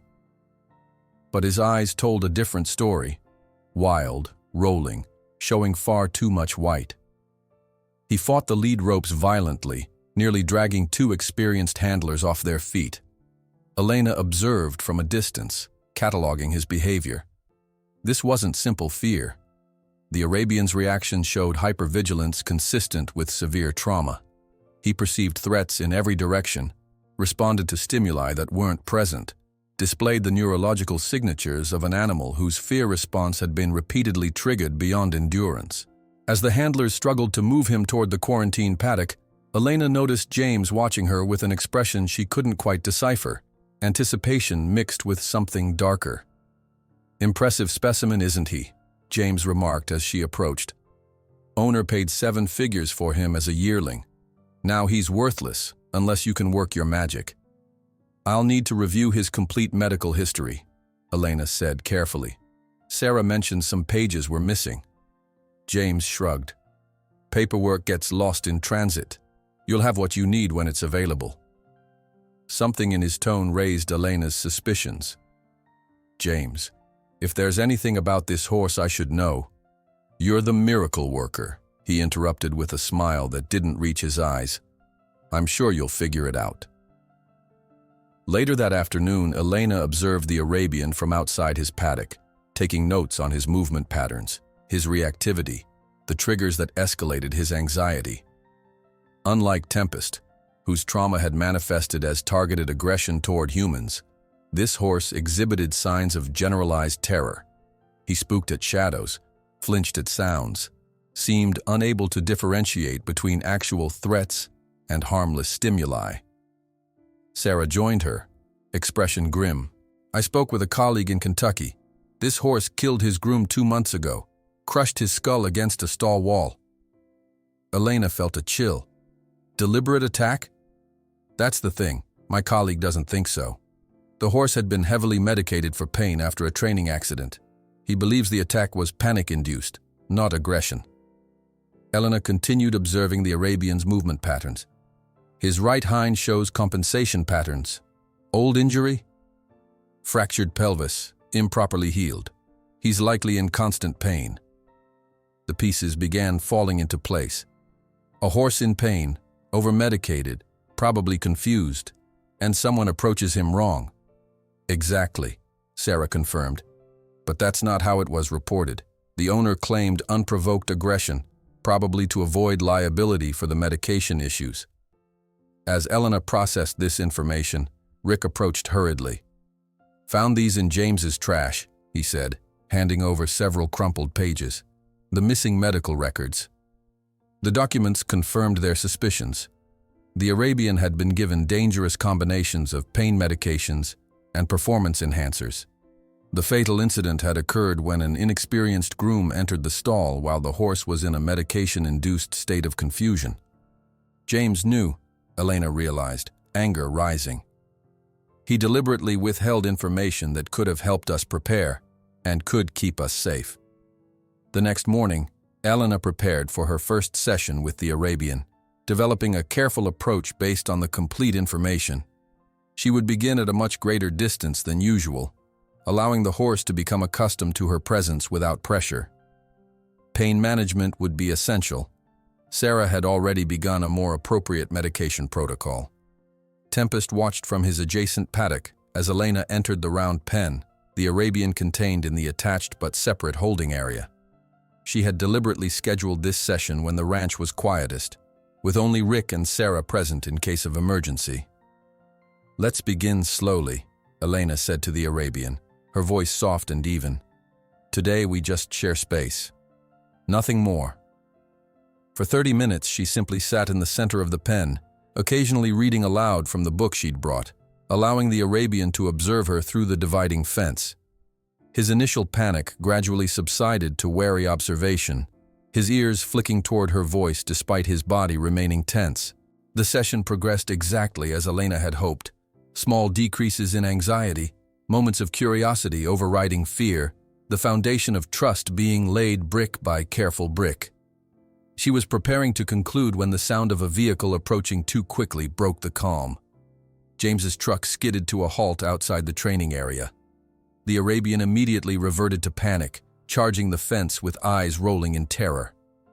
James emerged from the vehicle, face flushed with what appeared to be anger or anticipation. "What the hell are you doing in there alone with that killer?"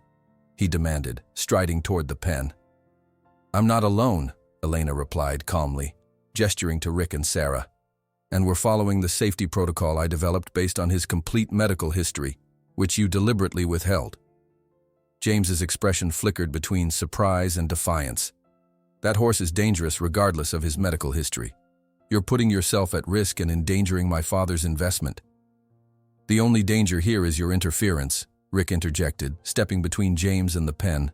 "Elena knows what she's doing." James moved aggressively toward the gate. "I'm putting a stop to this now." The sudden movement and hostile energy proved too much for the Arabian, already at his threshold. The horse crashed against the dividing fence with such force that the entire structure shuddered. Elena remained motionless in the center of her pen, understanding that any sudden movement would only escalate the situation. What happened next occurred so quickly that later accounts would differ in details but agree on the essential facts.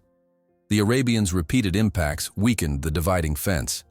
As James reached the gate, the fence gave way, allowing the panicked horse to burst into the main round pen where Elena stood alone and unprotected. In the adjacent paddock, Tempest reacted instantly. With a powerful leap, the Mustang cleared the fence separating the paddocks, placing himself between Elena and the charging Arabian. The collision between the horses was violent but brief, Tempest absorbing the impact, then maneuvering to keep himself between Elena and the threat. "Elena, get out!" Sarah shouted, rushing toward the pen. But Elena held her ground, speaking softly to both horses, her hands steady despite the chaos surrounding her. Tempest maintained his protective position, ears flattened but stance controlled, neither retreating nor attacking. The Arabian circled frantically, trapped between his own panic and the black Mustang blocking his path to the human. When he made another charge, Tempest intercepted him again, this time receiving a deep gash along his flank from the Arabian's flying hoof. Rick managed to open the far gate, creating an escape route. Elena guided both horses toward it, maintaining the calm authority that had become her trademark. Remarkably, both followed, Tempest limping but determined, the Arabian exhausted by his own fear. Once safely contained in separate spaces, Sarah rushed to examine Tempest's injury. The cut was deep, requiring stitches and antibiotics, but had missed major blood vessels. "He could have died," Elena whispered, tears streaming down her face as she helped Sarah clean the wound. "He could have died protecting me." Later that evening, as Sarah completed the final stitches on Tempest's flank, Rick emerged from the main office, face grim. "Found these in James's desk," he said, holding up additional papers. "The pages about that Arabian killing his handler. He knew exactly how dangerous that horse was when he put you in that pen." Thomas Blackwood arrived shortly after, summoned by Rick's urgent call. The ranch owner reviewed the evidence of his son's sabotage in silence, his expression darkening with each page. "I've spent years building this business," he finally said. "Never thought my own son would risk human life to prove a point." Near midnight, Elena sat beside Tempest in his stall, the Mustang heavily sedated but stable. The events of the day had shaken her deeply, forcing her to confront not just James's malice but her own vulnerability, the fragility of the safe world she'd been building. "I've been trying to save everyone," she whispered to Tempest's sleeping form, "without ever dealing with my own wounds." Outside the stable, Thomas confronted his son in the harsh glare of security lights. "You almost killed an employee and nearly destroyed a valuable investment to prove a petty point," he said, his voice cold with controlled fury. James met his father's gaze, his response revealing the truth that had driven his actions all along. "No, Father. I did it because she achieved what I never could. Your genuine respect." The words hung in the night air between father and son, stripping away years of pretense. James's admission that his sabotage stemmed not from skepticism about Elena's methods, but from jealousy of her connection with Thomas, left the older Blackwood momentarily speechless.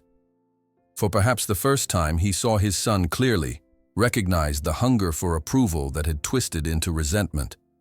"Pack your things," Thomas finally said, his voice devoid of its usual calculated warmth. "The Montana property needs overseeing. You'll leave tomorrow." James's face hardened, but he offered no protest. With one last contemptuous glance toward the stables where Elena sat vigil over Tempest, he turned and walked toward the house, shoulders rigid with unspent anger. News of James's exile spread through Silveridge by morning. Though Thomas attempted to frame it as a routine reassignment, the timing told the true story.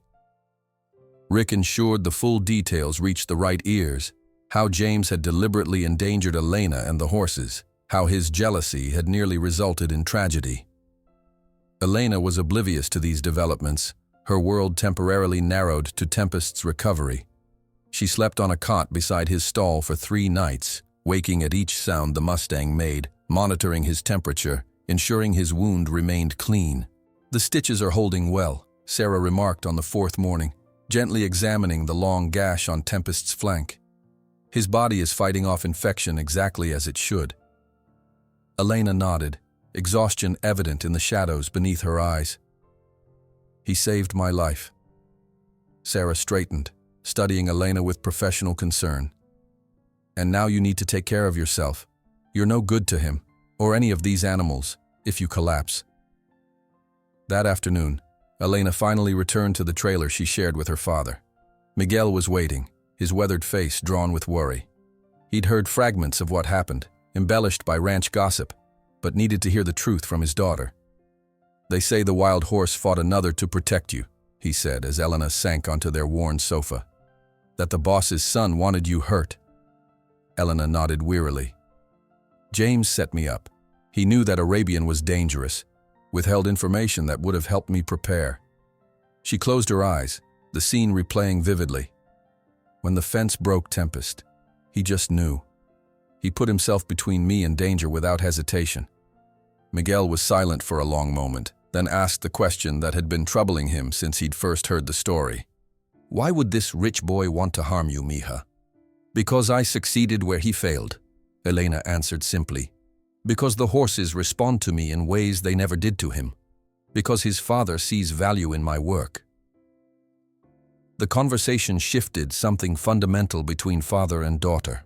For years, Miguel had viewed Elena's connection with horses as a hobby, something temporary until she could pursue more practical ambitions. Now, watching her speak about her work with passion despite her exhaustion, he recognized something he'd missed. His daughter had found her calling. "Your mother would be proud," he said softly. "She always said you had a gift. I was too afraid to see it." The acknowledgement brought tears to Elena's eyes. She reached for her father's hand, the calluses on his palm testifying to decades of hard labor. "I'm going to make things better for us, Papa. I promise." When Elena returned to the ranch the following day, she found Thomas Blackwood waiting at the entrance to the recovery center. His customary polish seemed slightly diminished, his expression more contemplative than she'd ever seen. "Miss Diaz," he began formally, then corrected himself. "Elena, I want to personally apologize for what happened. James's actions were inexcusable." Elena nodded, uncertain how to respond to this unexpected humility from her employer. "I've made some decisions," Thomas continued. "First, your salary will be increased, commensurate with your position as program director. Second, I've spoken with the university about establishing a formal research partnership with our facility. Your methods deserve documentation and study."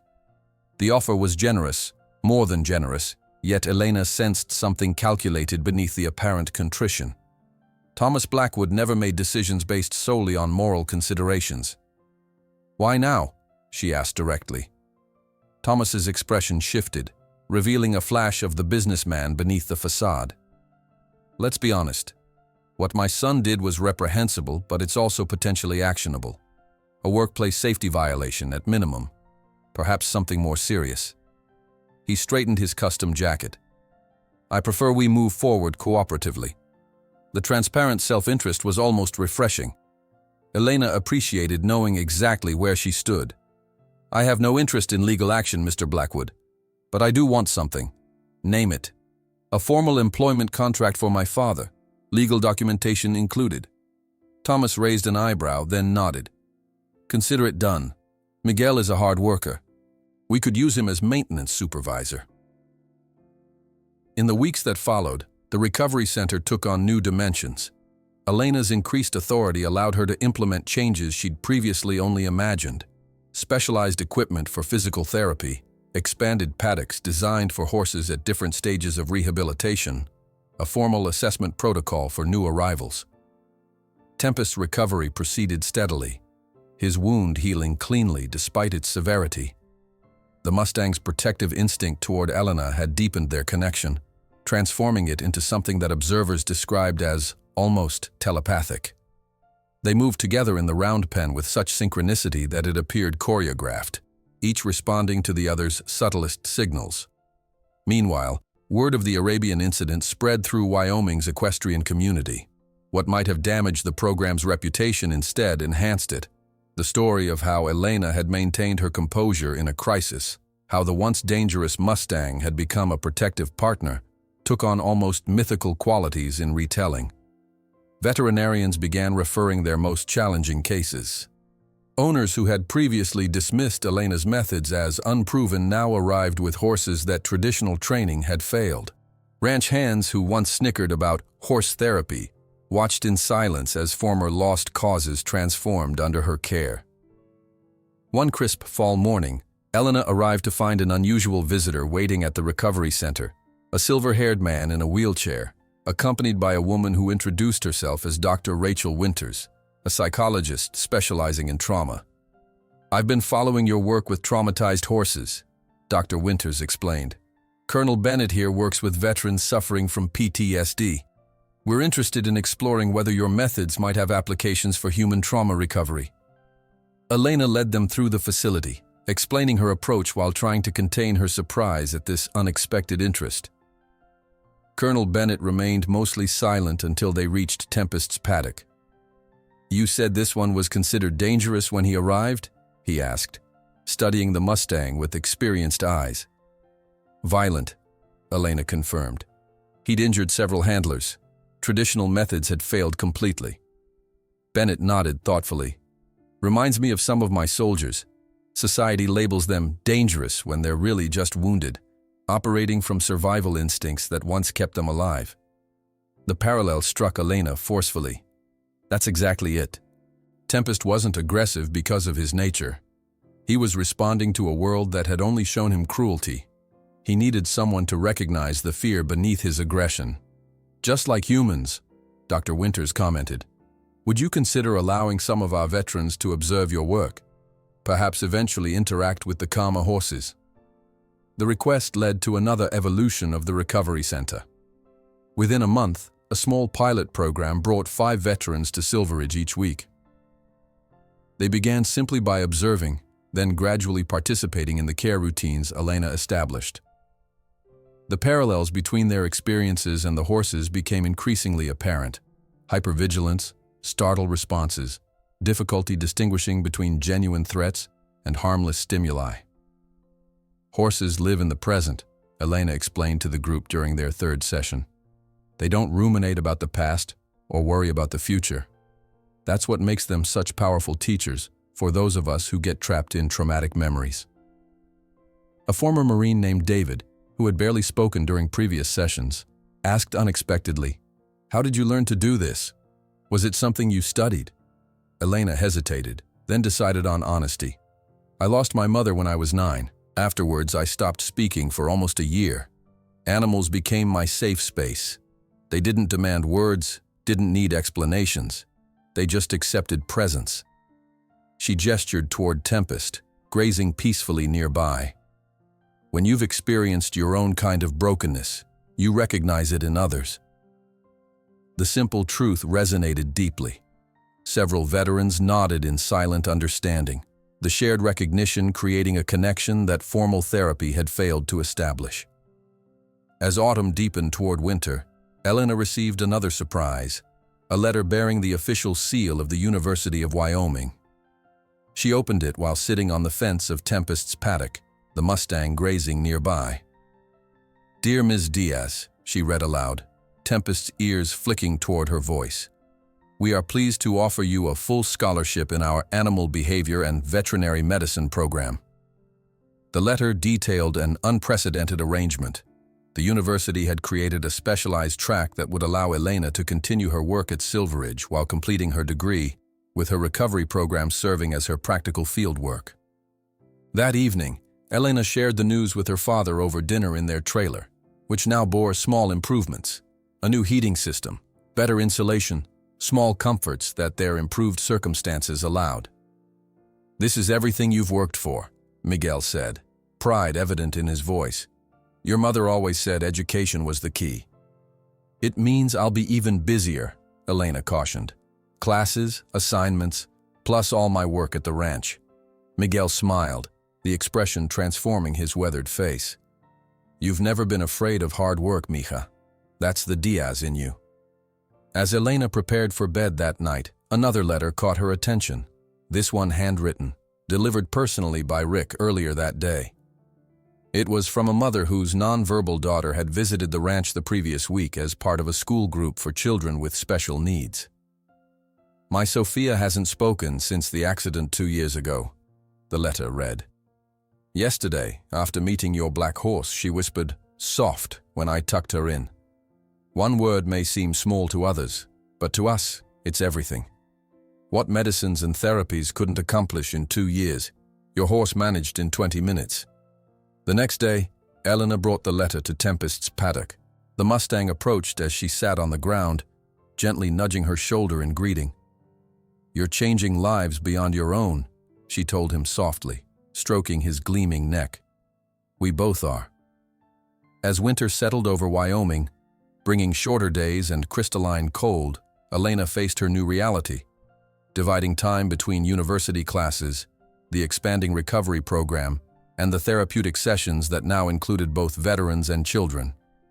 The schedule was demanding, leaving little time for rest, yet she found herself energized rather than exhausted. The letter from the university remained in her pocket as she worked with Tempest one evening, the Mustang moving freely around the pen in exercises designed to strengthen his healed flank. She had yet to decide whether to accept the scholarship, a dream opportunity that would nevertheless pull her in yet another direction. "How can I choose?" she asked Tempest as he paused beside her. "How can I choose between my dream and you?" As Elena contemplated her future, unaware of being observed, Thomas Blackwood stood in his office overlooking the recovery center, telephone pressed to his ear. His expression changed from polite interest to sharp attention as the caller continued speaking. "Mr. Blackwood, this is Hector Rodriguez from Texas. I've heard about your special Mustang and want to make an offer you won't be able to refuse. $5 million for the horse and the girl who trains him. My collection needs something unique." Thomas Blackwood's hand tightened imperceptibly around the receiver, his businessman's instinct immediately calculating the staggering sum, $5 million, against the potential consequences of such a transaction. Through the office window, he could see Elena working with Tempest in the fading light, their movements synchronized in a silent language he'd come to respect but never fully understand. "Mr. Rodriguez," Thomas replied, his tone carefully neutral. "That's certainly an impressive offer. Perhaps we should discuss this in person." 3 days later, a convoy of black SUVs with Texas plates rolled through the entrance of Silver Ridge Ranch. Hector Rodriguez traveled with an entourage befitting his reputation: 2 personal assistants, a private veterinarian, and what appeared to be security personnel, their bulges beneath tailored jackets suggesting concealed weapons. Rodriguez himself emerged from the lead vehicle with the confidence of a man accustomed to acquiring whatever he desired. In his late 50s, he carried his substantial frame with surprising grace, his custom-made boots adding unnecessary height to his already commanding presence. The oversized turquoise belt buckle and elaborately tooled leather proclaimed his wealth more effectively than any banker's suit could have. "Blackwood," he greeted Thomas with a firm handshake. "Beautiful operation you have here, though my place down in Texas is 10 times larger, of course." Thomas gestured toward the main house. "We've prepared lunch. Perhaps a tour of the facilities first?" As they walked the property, Thomas pointed out various features of the ranch, careful to emphasize its profitability and prestige. Rodriguez nodded occasionally, but his attention clearly lay elsewhere. When they passed the recovery center, his gaze locked onto the black Mustang visible in the distance, Elena working beside him. "That's them?" Rodriguez asked, stopping abruptly. "Yes, Elena Diaz and the Mustang we call Tempest." Rodriguez studied the pair with the calculating eye of a collector. "The girl comes with the deal, correct? I'll need her for at least a year to transfer control of the animal." The casual possessiveness in his tone caused Thomas to glance sharply at his guest. For the first time, he considered Elena not as an employee, but as a person being discussed like property. "Miss Diaz is an integral part of our program," Thomas hedged. "Her contract situation is complex." In the main house, lunch proceeded with the expected rituals of powerful men discussing business. Rodriguez spoke expansively about his ranch in Texas, his breeding program, his collection of rare and valuable animals. "I have specimens most people only read about," he boasted. "Przewalski horses direct from Mongolia, a pair of black Arabian stallions from the royal stables of Qatar. But a true Spanish Mustang with this kind of intelligence, that would be the crown jewel." While the men dined, Rick and Sarah huddled in the small office at the recovery center, laptop between them, faces grim as they scrolled through search results. 3 championship horses died within a year of purchase, Sarah read aloud. Cause of death listed as training accident in all cases. Rick leaned closer to the screen. "Look at these reports from former employees. Inhumane conditions. Excessive force used in training. One guy even filed a whistleblower complaint about illegal medications. How did he avoid prosecution?" "Money," Rick answered grimly. "Settlements with non-disclosure agreements. The guy's got the best lawyers in Texas." Meanwhile, Elena was blissfully unaware of Rodriguez's presence or purpose. She'd spent the morning at the university, attending classes for her new program, her mind split between academic theory and practical application. Returning to Silver Ridge in the afternoon, she headed straight to the recovery center, eager to work with a new therapy group, veterans bringing at-risk teenagers for a combined healing program. As she prepared the paddock, Elena spotted Thomas walking with a group of unfamiliar men. Something in their posture, in the way they surveyed the property, triggered an instinctive wariness.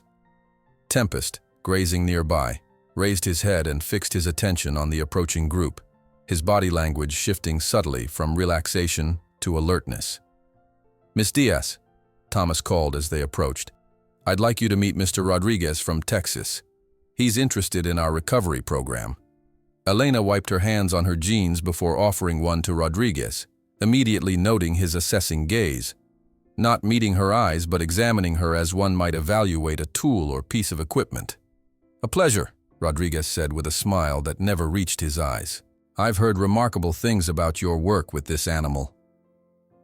Tempest had moved closer to Elena, his ears flicking between the strangers, nostrils flared to process their scents. Elena felt his tension and instinctively positioned herself as a buffer between the Mustang and the visitors. Tempest is special, she replied cautiously. His progress demonstrates what's possible when we approach traumatized animals with patience rather than force. Rodriguez stepped forward, ignoring Elena's subtle body language. Magnificent specimen, strong bloodlines clearly visible in the conformation. You must use some unique techniques to control an animal with such spirit. I don't control him, Elena corrected gently. We work together. There's a difference. Rodriguez's smile tightened. Of course. A semantic distinction. He turned to Thomas. I'd like to see a demonstration of their partnership. For the next 20 minutes, Elena demonstrated the fundamentals of her approach, explaining the neurological basis for Tempest's responses, the importance of consent in every interaction. Throughout, she sensed Rodriguez's skepticism beneath his polite nods, recognized in him the familiar dismissal she'd encountered from traditionalists who viewed horses as commodities rather than sentient beings. Fascinating, Rodriguez said when she finished. Mr. Blackwood, I believe we should continue our discussion privately. As the men departed, Elena felt a chill that had nothing to do with the autumn air. Tempest pressed his muzzle against her shoulder, his warm breath a comfort against the unease Rodriguez's presence had triggered. Later that evening, Thomas summoned Elena to his office. She arrived to find him uncharacteristically contemplative, gazing out the window at the mountains darkening against the twilight sky. Miss Diaz, he began, turning to face her. I've received an offer for Tempest, and for you. Elena felt her stomach drop. What do you mean, for me? Rodriguez wants to purchase Tempest and secure your services as a trainer for a minimum of 1 year. The offer is substantial. Tempest isn't for sale, Elena said immediately. We agreed on that. Thomas sighed, seating himself behind his massive desk. Every business asset has a potential price, Miss Diaz. $5 million is well beyond what I would consider reasonable market value. $5 million, Elena whispered, the figure momentarily stunning her. But why would he? Rodriguez is a collector, Thomas explained. He acquires things others cannot have. The relationship between you and Tempest represents something unique, a trophy for his collection. Elena's mind raced, fragments of conversations with Sarah and Rick surfacing about wealthy collectors and their treatment of valuable animals. I won't go, she stated firmly, and Tempest certainly won't. Thomas studied her, something shifting in his expression. Normally I would remind you that both you and the Mustang are, legally speaking, under contract to Silveridge. However, he paused, seeming to weigh his words carefully. I've done some additional research on Mr. Rodriguez since his arrival. His reputation is concerning. What kind of concerns?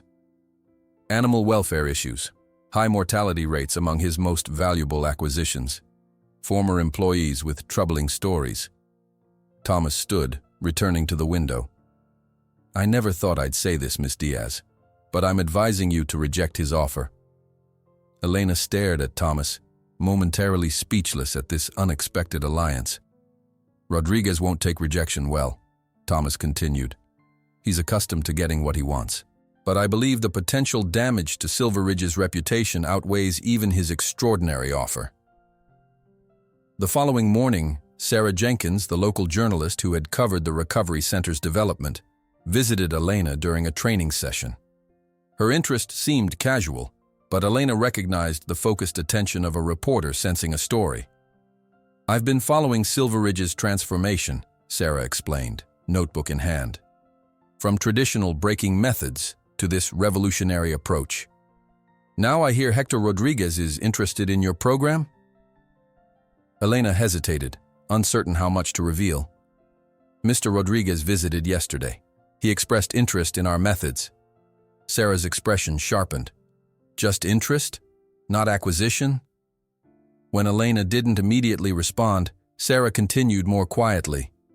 I've reported on Rodriguez's operations before. There are stories that never made it to print. Legal threats, intimidation of sources. What kind of stories? The kind that involve beautiful animals purchased for obscene amounts, showcased briefly, then replaced when they're no longer cooperative. The implications settled over Elena like a physical weight. She glanced toward Tempest, peacefully grazing in his paddock, unaware that his future hung in the balance of human negotiations. I believe the public deserves to know what happens behind the closed gates of private collections, Sarah added, especially when animals from public programs end up there. 2 days later, Sarah's article appeared, The Price of Beauty, the Dark Side of Exotic Animal Collections. Without naming Rodriguez directly, the piece detailed the pattern of acquisition, display, and suspicious deaths common in certain private collections, emphasizing the contrast with Silveridge's transparent, welfare-centered approach. Rodriguez's reaction was swift and furious. His call to Thomas contained undisguised threats of litigation and business retaliation. By afternoon, he had checked out of his hotel and was reportedly returning to Texas. Thomas allowed himself a moment of relief, believing the crisis averted. The relief proved premature. As dusk fell over Silveridge, the security alarm at the stable entrance triggered. Rick, reviewing security camera footage, felt his blood run cold. Rodriguez had returned with 3 men and a horse trailer, approaching not through the main entrance, but via a rarely used service road. He's coming for the Mustang, Rick realized, immediately calling Thomas, then Elena. By the time Elena arrived, breathless from running from the university library where she'd been studying, a confrontation was already unfolding at the recovery center.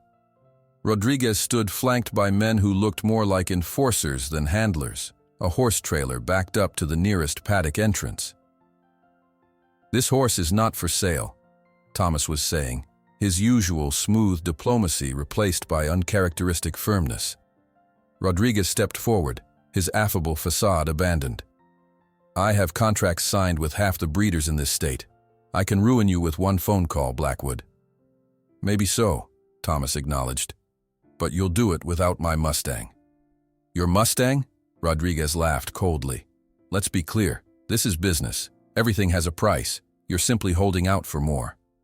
As Rodriguez gestured for his men to proceed toward Tempest's paddock, something unexpected happened.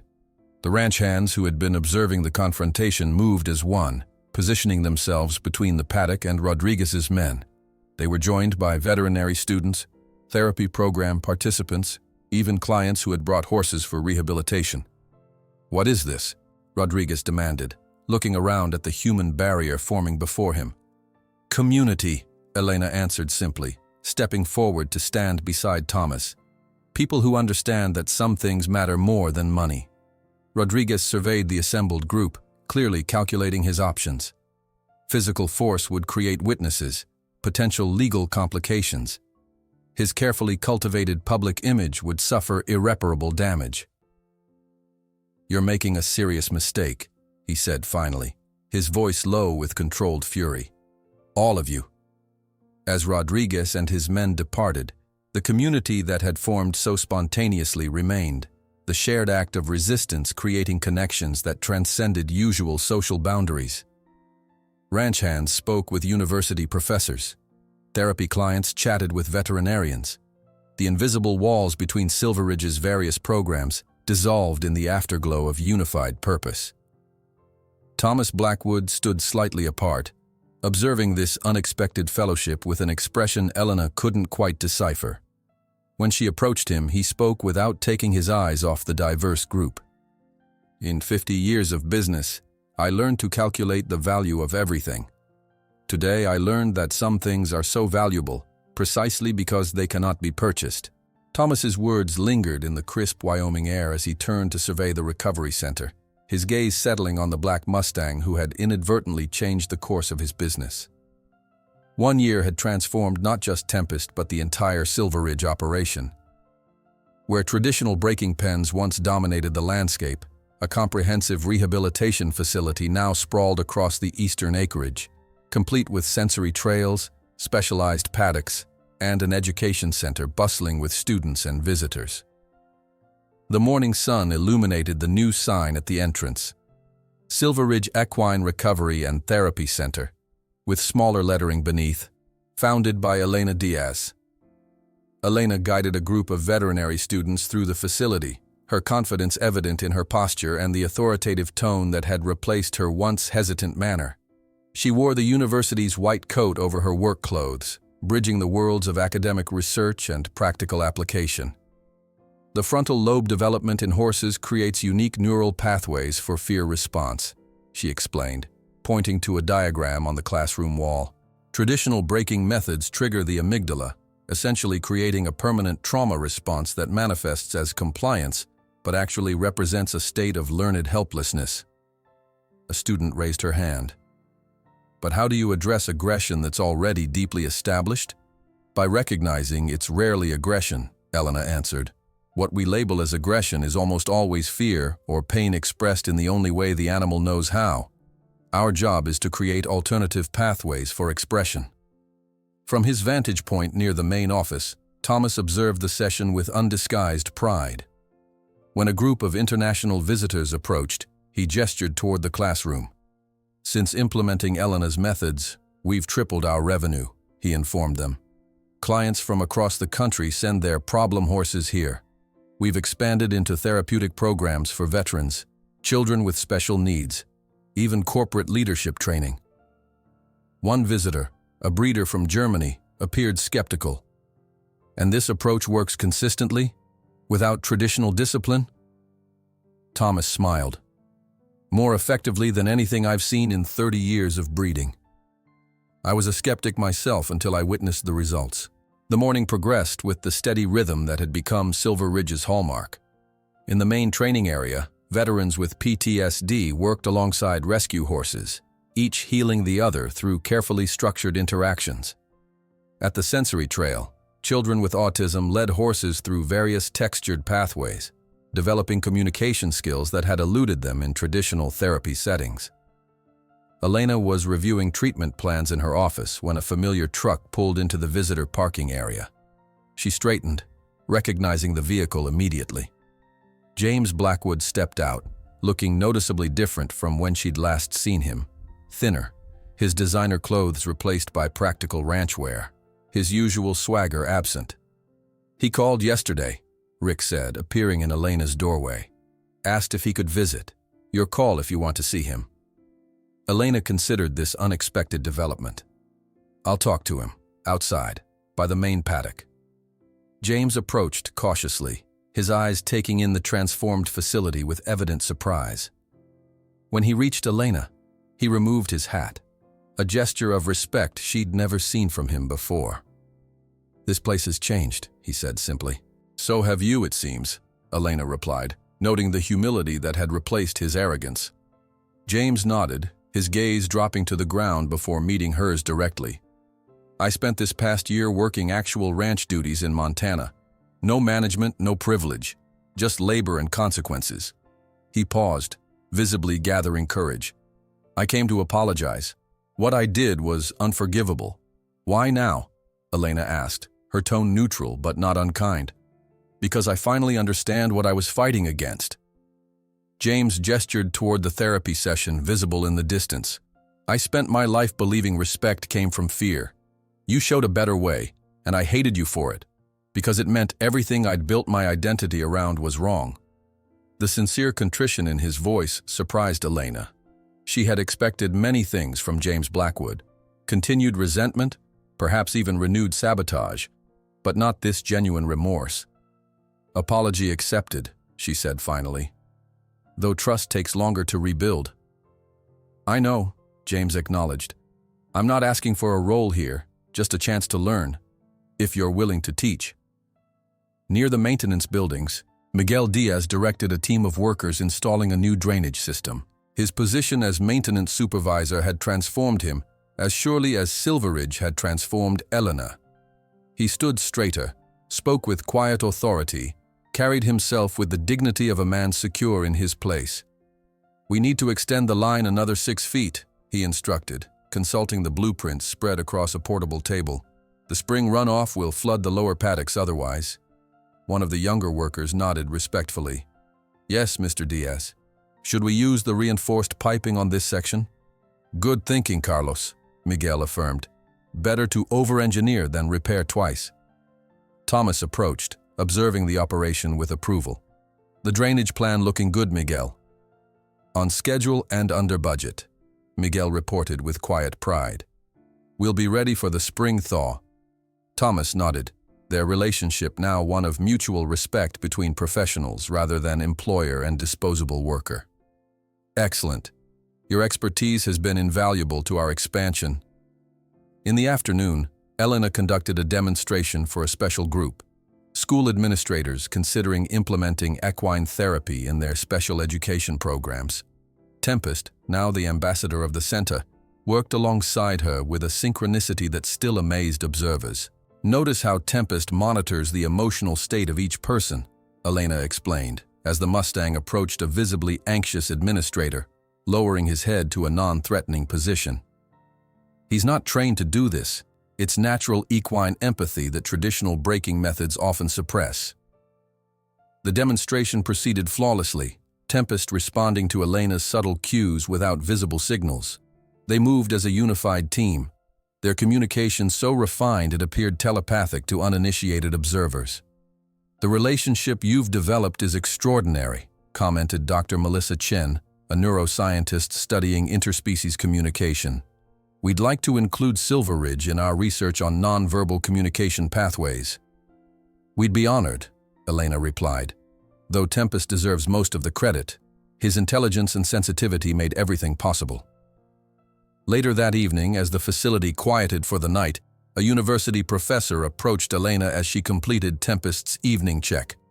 "Your methods are revolutionizing not just equine therapy, but our understanding of interspecies communication," she said, genuine excitement in her voice. "Your research could form the foundation for an entirely new approach to animal cognition and trauma recovery." Elena smiled, still occasionally surprised by the academic respect her work now commanded.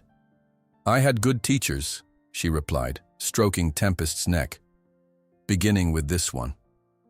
As preparations for the center's anniversary celebration commenced, Thomas announced the creation of a new initiative. Staff and volunteers gathered in the main classroom as he unveiled a plaque bearing the words, "The Tempest Foundation for Mutual Healing." "This foundation will extend our methods to underserved communities," Thomas explained, "bringing equine therapy to those who could never afford to come here. Elena will serve as director with full autonomy over its operations." The announcement was met with enthusiastic applause. Elena, momentarily speechless, felt the weight of this new responsibility and opportunity settle on her shoulders. From invisible immigrant girl to program director to foundation head in just over a year, a journey she could scarcely have imagined. On the morning of the anniversary celebration, Elena woke before dawn. After checking preparations at the center, she led Tempest to the horse trailer hitched to her new truck, a practical upgrade from her ancient Toyota, purchased with her improved salary. "Just you and me today," she told the Mustang as they headed away from Silver Ridge, toward the mountains where Tempest had once roamed wild. They drove for an hour, finally stopping at a remote trailhead that led to a high meadow surrounded by pines. Elena unloaded Tempest, who stepped confidently from the trailer, immediately alert to the familiar sense of the wilderness. She used no lead rope, no halter, just the connection they had built over hundreds of hours of mutual trust. Together they climbed the trail, Elena walking beside Tempest rather than riding him. At the meadow she stopped, taking in the panoramic view of Wyoming's wilderness stretching to the horizon. "This is where you came from," she said softly to Tempest, "where you were meant to be." The Mustang surveyed the landscape, nostrils flaring to capture scents carried on the mountain breeze. Elena removed her backpack and sat on a sun-warmed rock, watching as Tempest explored the meadow, his movements growing increasingly animated as he reconnected with an environment encoded in his DNA. After an hour of quiet companionship, Elena stood and approached Tempest. With deliberate movements, she removed the simple halter he had worn during their journey, the last physical connection between them. "You're free," she whispered, stepping back. "Completely free." Tempest regarded her with those intelligent eyes that had first captured her attention in a dark stall over a year ago. He stood motionless for several heartbeats, processing this new development. Then, with a sudden burst of energy, the powerful Mustang wheeled and galloped across the meadow, his black coat gleaming in the sunlight, mane and tail flying like banners of liberation. He ran with the pure joy of an animal expressing its essential nature, disappearing briefly into a stand of trees at the meadow's edge. Elena remained still, tears streaming silently down her face. This moment had always been inevitable, the culmination of true respect for another being's autonomy. Her grandmother's words echoed in her memory. "Animals speak the language of the soul, mija." For several minutes, the meadow remained empty, except for the whispering grass and distant birdsong. Elena waited, not calling, not pursuing, honoring Tempest's choice whatever it might be. Then, from the tree line, a movement caught her eye. The black Mustang emerged, trotting purposefully back across the meadow. He approached Elena and stopped before her, lowering his head to touch his forehead to her shoulder, a gesture of connection they had shared countless times. He had chosen to return. Under the vast Wyoming sky, with Tempest standing beside her by his own free will, Elena reflected on everything that had brought them to this moment. "My grandmother said animals speak the language of the soul. What I've learned is that true freedom isn't the absence of connection, but the ability to choose to whom we belong. And the most valuable lesson Tempest taught me is that sometimes we need to let someone go completely to discover if they truly desire to stay."